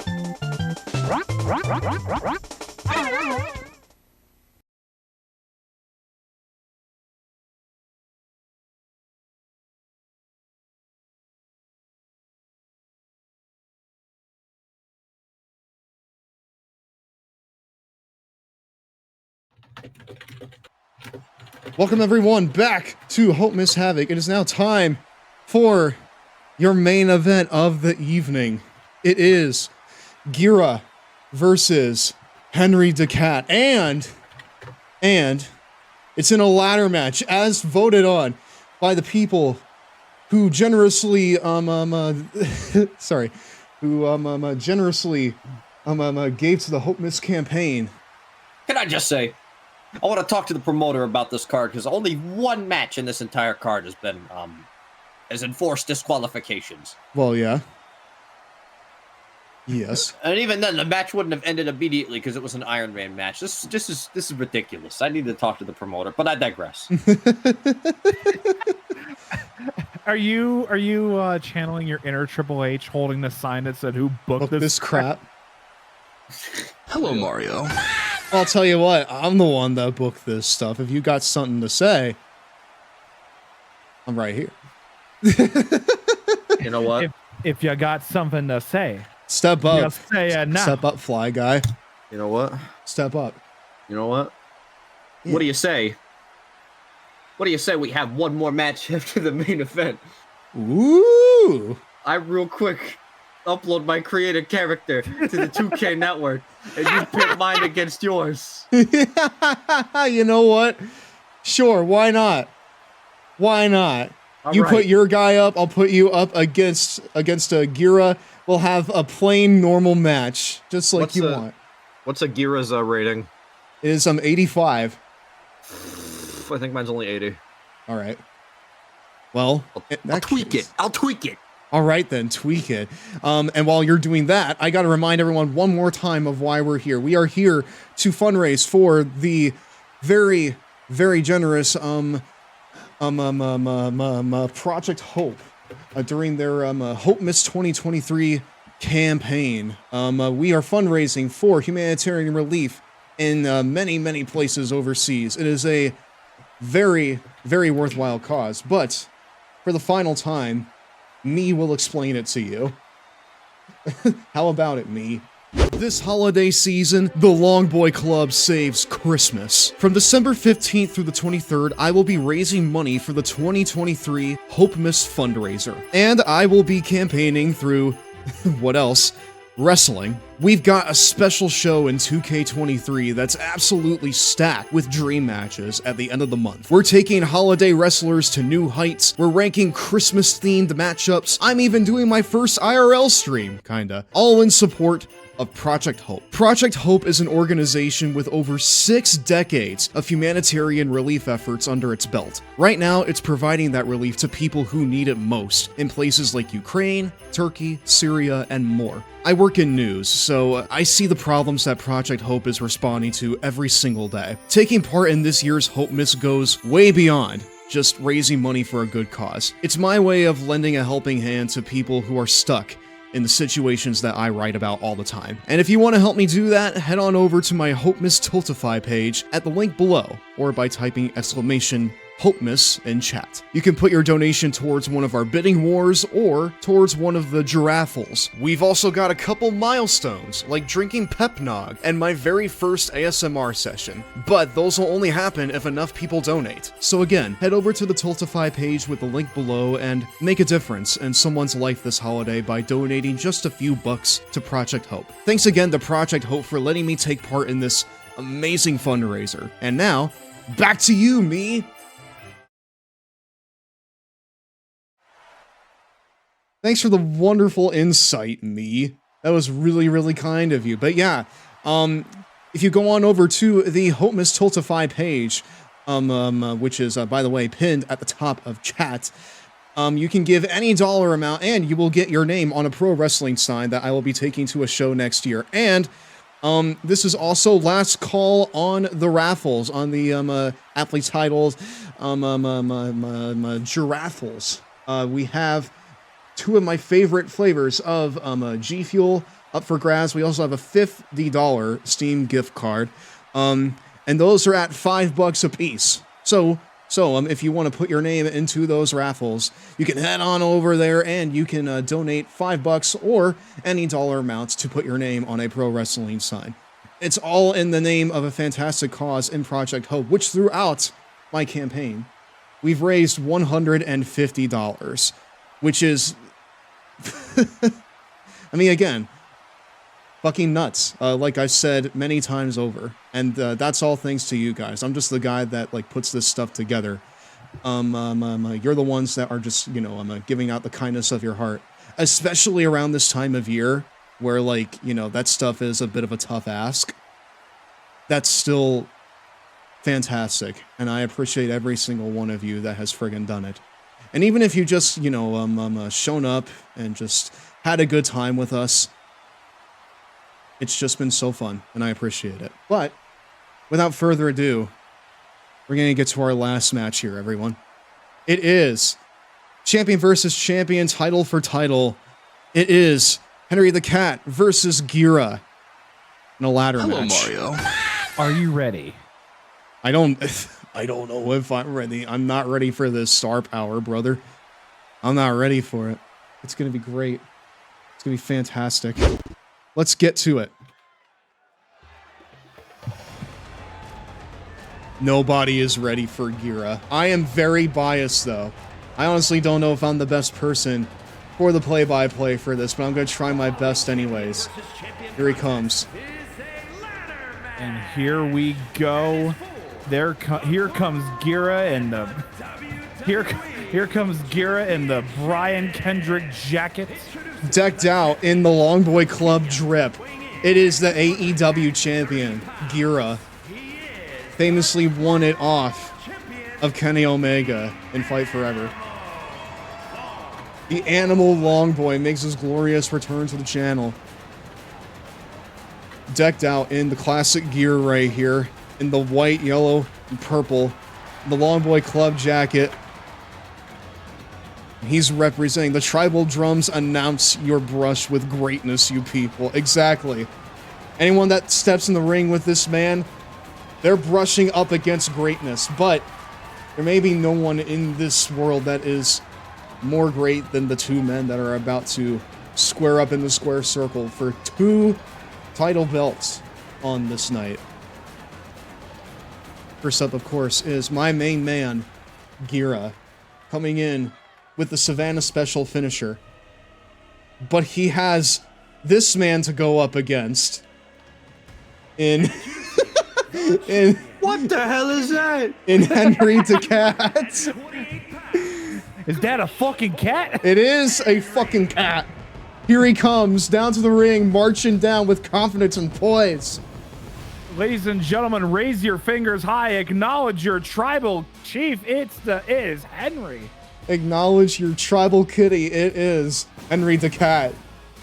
With so much pyro that, you know what? And they just blow out the budget. And then and then half the audience proceeds to burst into flames from how awesome he is. It's fantastic. Our max capacity crowd here in Washington, D.C., the epicenter of Project Hope. What? Oh, yeah, okay. This is the epicenter of Project Hope, live from Washington, D.C. From our nation's capital tonight. Spontaneous combustion all around. and Gira immediately going to work with his famous kicks, with the famous hard kicks. No one in this industry does it better than he does. At 43 years of age. Are those spots natural? I'm worried about him. Shut up, Saxton. Indeed. Indeed. He's a mutant, but he's our mutant. And again, like, look at this. This is a man who knows he's not getting paid by the hour. He was just about to walk in there with with the ladder in hand, but he knows that he's going to need to put in a little bit more to put away this cool cat. Hello, Triumph. How the heck are you doing tonight? Triumph, hello. Mm-hmm. The spots are for show. It's his talent you gotta look for. Exactly, and he's about to show it. Especially, like, with the ladder mending there. That's incredible. No one in this place does it better. And Henry's struggling a little bit to get a little bit of offense in as you do the total whirl backbreaker there into the standing moonsault. Oh, he went to the up, though. Yep, he went to the well one too many times, and now it may be Henry's time to shine, but... Oh, hold on. Oh! Face planted right into the ladder with another kick. And Gira's just having his way with Henry here in the early goings. Oh, a target in these legs. Goodness. I did work really hard on the ring, yes. And you know what? I'm having a lot of fun all throughout this. And this is, in fact, once again, our main event of the evening. But Henry's looking to get just a little bit, just a little bit of headroom into this match. Oh, Henry give it up. Smart of Henry to give it up. Getting the advantage here offensively. Yep, exactly. Back and Make forth sure that headbutts. Gira is completely out of the equation. Oh, but now they're fighting at the top of the ladder, exchanging blows. Blows. Just a pure back and forth on top of this ladder. Oh, but the cat loses the advantage. No. Here we go. Absolutely eating a face full of canvas, push off the ladder, and now he may have this well in hand. Now Gira may have this one well in hand. Just reach for it. Stand up. Oh my goodness. Everyone in this is on their feet. And Gira wins the main event of Hopemas 2023. That is exactly what I'm talking about. Exactly. He does deserve it. What a Chad. Exactly. Gira does not get paid by the hour. Well, that was anticlimactic.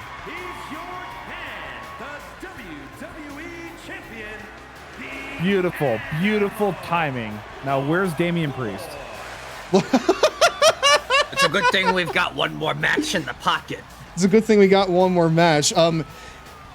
Ladies, gentlemen, everyone in between, I'm getting some word from backstage that we have a new challenger stepping up. Gira should not be going anywhere right now because he has another match coming up here in just a second. It's against the one and only, the man the man to my right, Maxwell Flyweight, saying that he wants a piece of the action. I'm gonna kick his ass. He wants a piece of the action. He wants both the titles. He wants both the titles. But, oh boy.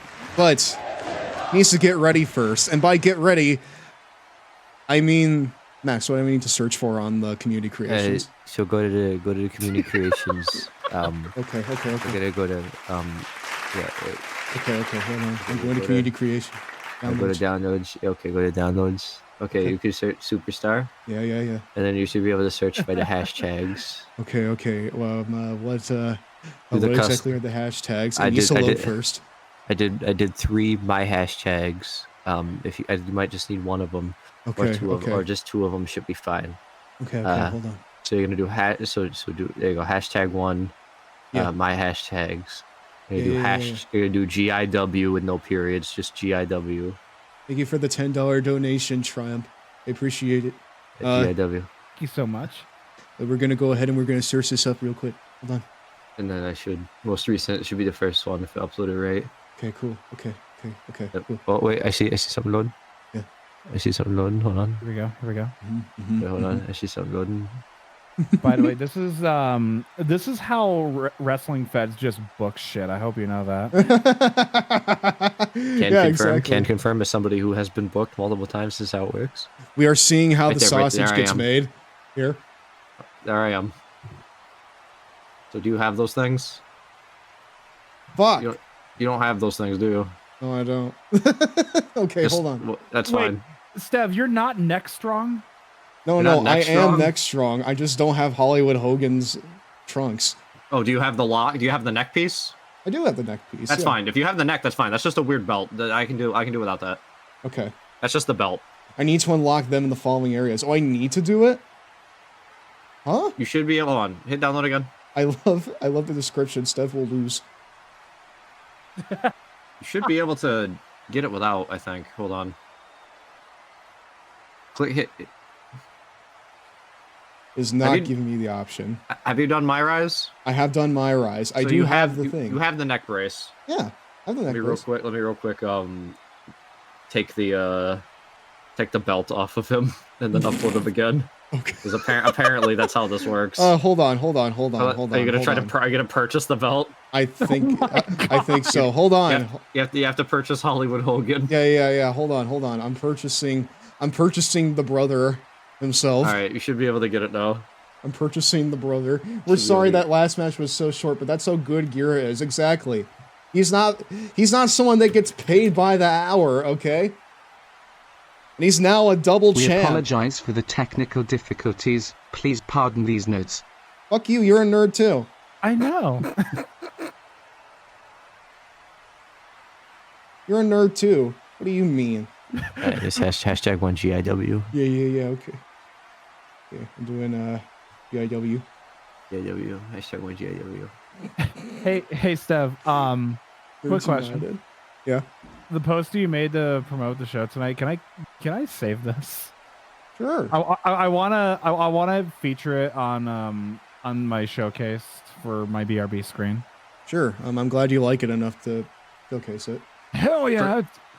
Personal match of the year. Any match the Silver Saints were in this year.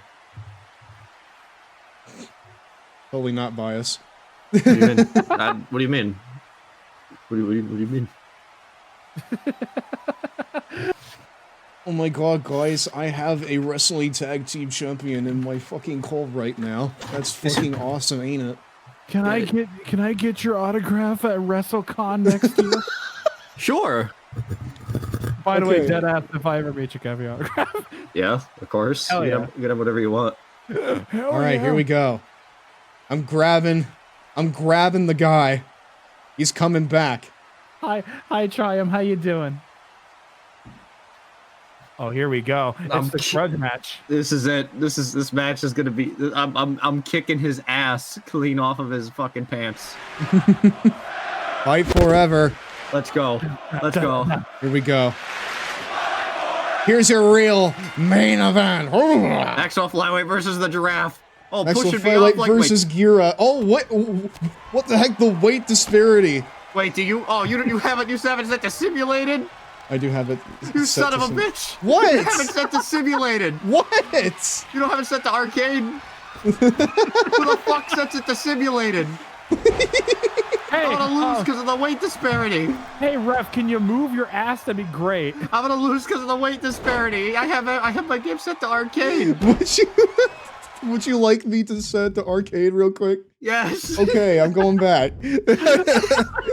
We're just, you know what? We're just gonna see this whole process here. Simulated. We're What gonna the fuck? We're gonna see the whole fucking process Who here. the fuck plays on simulated? Chat, you know what this is the equivalent of? This is the equivalent of two people who have beef in school, and they go, "Yeah, I'll fight you after school," and then when time comes, they both make up an excuse to like get out of it. It's like, no, there's got to be certain rules, and we have to have it in writing. We have to have like the proper clothes. Okay, we have to make sure it's the right setting so none of us get really hurt. Gameplay. Okay, listen.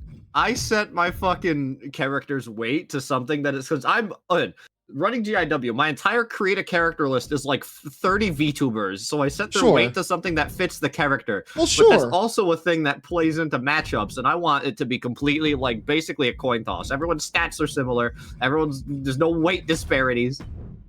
Anything can happen. Okay, but that's not how we're doing things tonight, now is it? Well, we're doing it for this main event specifically. We're doing it for this specifically, and then I switch it back. Yeah. Okay. Now it's time for the main event. There's been absolutely no deviations. There's been nothing of the sort. We're getting into it. I need to play on arcade because the moment somebody says, "Yeah, my VTuber weighs like 2,000 pounds," what do I do on YouTube about that? Okay, now it's time. Yeah, exactly. And now it's your main event of the evening. Oh, the flying DDT right off the bat. Just think of that entire time that you just saw, chat, as the LA Knight Bianca Belair Slim Jim ad. That's all you saw. Yeah, exactly. Hit the neuralizer gif. Yeah. Where's Buffer? LOL. Where's Buffer? Where is Buffer? Scar. Big whip into the corner. Oh, reverse with the shoulder tackle. Oh my goodness. I mean, like, you gotta look at this, like, you know, objectively. Because, Gira's here for a wrestling match. What the fuck is Max here for? Prove a point. Fun fact, Maxwell also, normally only 3 feet tall, however, fun ability of Maxwell has the ability to extend their legs to great lengths. Okay, and it's for specific. Holy shit, deadlifting Gira? That's crazy. No, that's actually a thing my character can do for real. Oh, well, you know what? Cool. There you go. Expand on. And the reason their arms are so long is because, fun fact, they have 2 elbows, as you can see. Wow, my goodness. Oh, Jesus. And Gira has him right where he wants him. That's just how awesome he is. Was Max's gimmick? Is he in a faction? Listen, I'm here to prove that GIW is the greatest wrestling promotion show, and I heard another show was going on tonight, and I don't like that. He doesn't like any other wrestling at all, unless it's his. What is this, Vince McMahon versus the NBA? You two can't have a show on the same night? Nope. Exactly. Gira's never outsmarted, as we see from the Hurricane Rana. I can about to come back. Shit. Sling blade into into the drop kick. What a Chad. Bullshit. What an absolute Chad. And the standing moonsault. It's fucking super indie shit. And Maxwell's not. Maxwell's not. Oh! Good Lord. I don't have a dog in this fight. I'm just watching my commentary pals. Yeah. What? Ooh, no sold. And now. Oh, he's gone. Oh. No. Get off me. Gira's absolutely brutal. Yeah, he takes no prisoners. Ooh! The Canadian Destroyer. Nice. That was a code red bomb, actually. Oh, 1, Okay, Code Red Bomb. There you go. I just envision that Maxwell is like saying all this in the ring while we're calling the spots. And he's like looking back and he's like, oh, it's a Code Red Bomb actually. Call the Code Red Bomb. No. You two are just calling the match, doing commentary for your own match as you two are beating the shit. Yeah. We're like strapped up. Just fucking like, all right. Big stomp, big knee to the side of the head on this guy here. Stomp. Going through. Big line over the top. Oh no. Let me just... Oh, I got my leg caught up on the ropes a little bit. Oh shit! Here we go. Oh, you're waiting for him to stand up. Oh, the flyweight's gonna fly! Fall. Oh, wow! That was a devastating top rope leg drop. This is awesome. This is awesome. This is awesome. Gira doesn't know why he's naming his moves because 20 years in, he still thinks it's a shoot. He does though. Listen, that's why he won that match so handily. Give the giraffe some color there. Let me get it all out. Let me get all that color out. Listen. Gira worked himself into a shoot. Much love, HH. Exactly. And you know, because of that, he's a multi-time world champion. Now he's a 2-time WWE champion. So. Oh. Who better? No one. That's who. Oh, here we go. I'm just not over Max's pained commentary. Ooh. I'm gonna win this match. Gonna win this match. All right. Right, collar and elbow tie up. Irish whip in the corner. Oh, the haluva kick. Haluva kick. Oh no. Yakuza kick. Ooh. Works into a shoot work, whatever Hogan said. Brother. Oopsie daisy. We gonna see it. At the very least, Maxwell doesn't lie about being in Metallica or having 400 day years. 2! No, not the And now upset. Gira is mounting his famous comeback. There you go. Ooh, feeding off the energy of this crowd here is Gira. Ooh, comeback. Nice. No, hey, Gira, no. There you go. Oh. Come on, Gira. Get the fuck off of me. Get into that corner. I will say, Max, I heard some bump as soon as the Russian leg sweep was No, I know. I was about to ask you, did you take a bump? See Daisy. I imagine. Here it comes. Oh, here we go. Spanish Fly! Oh. Wow. No hablo español. Here we go. 1, 2. Nah. We get kicked out. No way. Nah, no way. Gira had that scouted. And now, a DDT. Gira's got Maxwell right where he wants him. Shots right to the back. And he knows it too. You could see from this jaw jacking. You could see him from this jaw jacking and hot dogging. Right here, roll around into the armbar. Got him on the ropes. Ow. Gira really got that giraffe in him. He got that giraffe in him. Trying to drag Gira in the deep waters. Sorry, Gira's pulling him back into the savannah. This is like an indie match where like the top fucking, like the crowd favorite guy in the company is up against the champ, but everyone knows that the champ is gonna win because they're not ready for a title change yet. Yeah, I know. yeah. So, like this is very indie-rific. They got to make you think that I have a chance for even a little bit, even though we all know it's not gonna happen. This is like the most indie-rific main event of all time, though. Like you have a 2-minute ladder match because they don't want to get hurt, and then you get the actual fucking guy out here to do the main. This is the most Roman Reigns ass match I've ever seen. Oh, I know. Now we gotta hit 3 more finishers for that one. This is actually a way better main event, frankly. See, I'm tricky. I baited you in. Uh-oh. There you go. Oh. And now Gira. Oh. You're setting up for the end here. He knows it's coming. He just needs to get to the point where he can do it. He's just got to get to the point where he can do it. 3 more main finishers. Spit my drink out.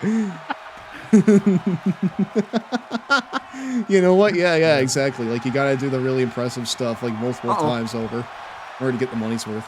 You got to get a guillotine chokehold, at least 2 spears and a Superman punch in your head. Big reverse, you think you had it. I'll tell you what, Max. You're really, really giving my man here a run for his money, but it won't last, as you can see.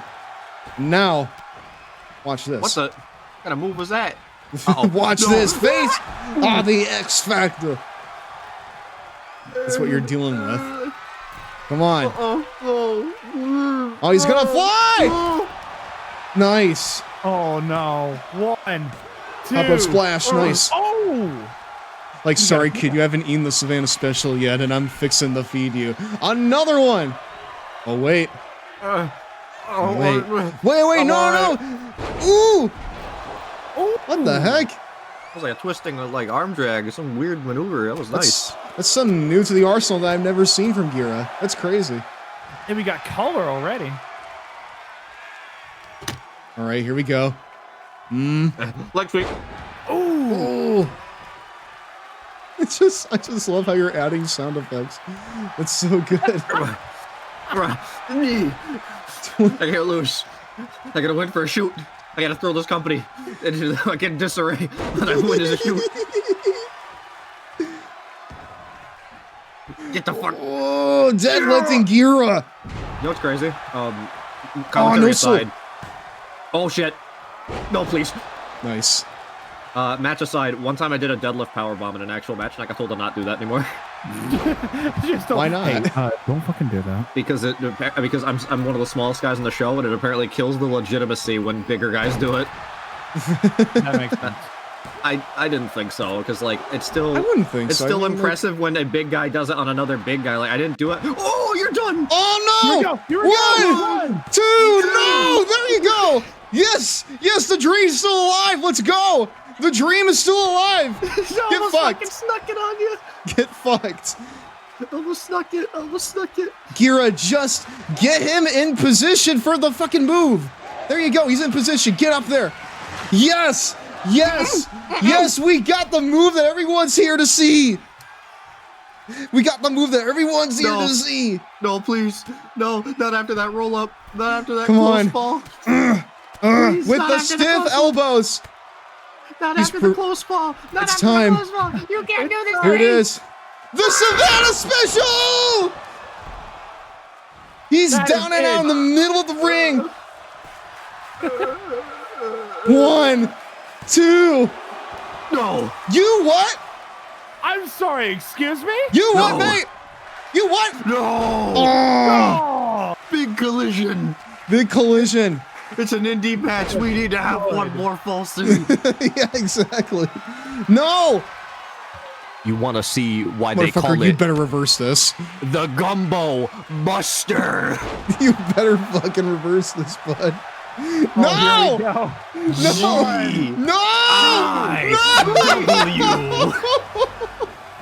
Oh! And that is the shocker of the century. We end Hopemas with a new champion. I didn't say it was for the belt. It's not? I'm pretty sure I saw a belt there. My goodness. I didn't say it was for a belt. Gira in tatters. Ooh, the maximum heat. Maximum heat. I didn't say it was for the belts. You get nothing, sir. You lose. Good day, sir. I've shown all of you your champion is weak. GIW is where the good talent goes. However, is that so? Speaking of I'll GIW, be in call with you here soon. Steph, I'd like to offer you a contract for your performance tonight. Are you saying that Gira's gonna be showing up somewhere else? I think I think Gira's gonna make an appearance somewhere else. I want you on my team. You know what? You know what? I don't know if I go so far as to be on your team. But here's the thing. Here's if the you thing. can't beat them, join them. But here's the thing. You know what? To your point, though, if there are new fights to have, on the other side, maybe that's worth considering. You know what? You got yourself a deal. Let's have our rematch on the debut of Season 2. Let's fucking do it, yeah. Rematch. Longboy Club versus GIW. We're gonna fucking do it. What a show, ladies and gentlemen. What a show. What an absolute night of action we had here, everyone. Even though Maxwell defeated my man, he put up a hell of a fight. And you know what? He earned that fair and square. But this will not be the last time they see each other in the ring. I believe you me. So we got to give big thanks to everybody who watched, everybody who lurked, everybody who rated, everybody who subbed, everybody who followed, and everybody who donated every single dollar to Project Hope. To Project Hope. Your donations mean the world to us. This is going to be going to... I gotta make sure... Tell me what it's about again. What is it? Project Hope? It's Project Hope, and this is their Hopemas 2023 campaign. This is the campaign that they have every holiday season. So Project Hope, it's aid. It's aid, right? Yeah, like it's for humanitarian aid. Relief overseas. That's right. Yep. All of your dollars will be going to relief overseas. You're doing an amazing thing for the world, bringing joy to people that you don't even know, which is an amazing thing. Mm-hmm. Thank you for making people smile, but thank you for giving us the opportunity to make you smile tonight. Absolutely. This has been a fantastic evening, and you know what? We're going back to the commentary booth because I need to be visible when I say this, all right? I gotta be visible when I say this, and I need to avert my eyes from the man who beat my man.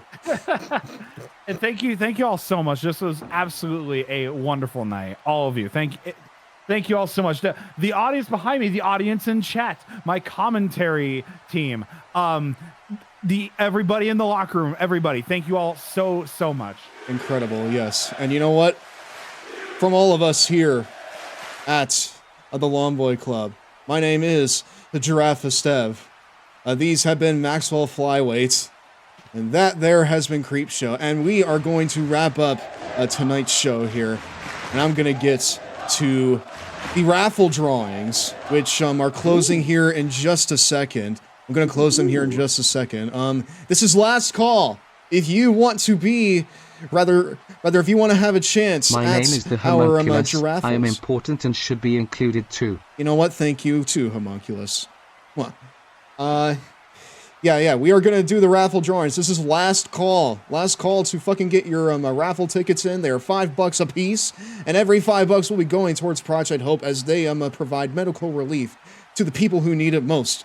Overseas in places like Ukraine, Turkey and Syria, the Gaza Strip, and many more. But hold on, I'm putting in my ticket. Special thanks goes to my two lovely commentators to my left and to my right, Creep Show and Fly. You both have been incredible throughout this. You've made this way better than it would have been if I was just on my own. And, that isn't taking anything away from me, but you both bring something unique to the commentary dynamic.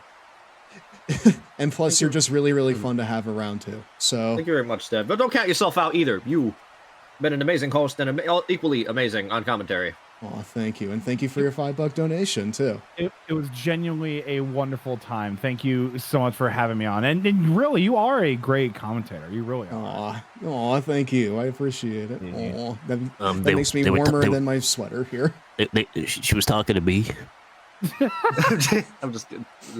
I'll be seeing you in the ring again here soon, brother. You better cross your lucky stars that we're not having the rematch right now. I gotta say, being mushy, you two have been people I've seen operating on the internet scene a lot, and two people I'm very glad to now be a part of a super private group chat. And I'd say, if I'm not overstepping, two people I'm very glad to now be friends with. Oh, well, thank you. Aw. I can't wait to do even more things with you guys, chat even more with you guys. This was awesome. Probably, I think the first thing we've done together, really. Mm-hmm. So I'm insanely excited to just do more things on stream and off. Absolutely. You and I will 100% be in touch here soon enough. But if you got, what the heck? Hey, Creepshow, thank you for the $5. Yeah, no problem. We'll be drawing the raffle tickets here in about 10 minutes. If you guys want to hang around for that, you're more than welcome to. But this concludes Hopemas HAVOC, and what a show.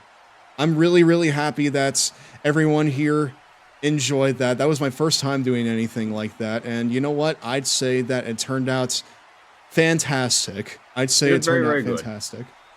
We will 100% be doing something like this again, maybe next Christmas, but until then, we're going to be just kind of doing our thing. I'm really excited for what I hope to have done next year. But first, we got to do the raffle drawings, and we'll do that here in about 10 minutes. Like I said, I need to go up. I need to stretch. Thanks, everyone, for coming out tonight for our show.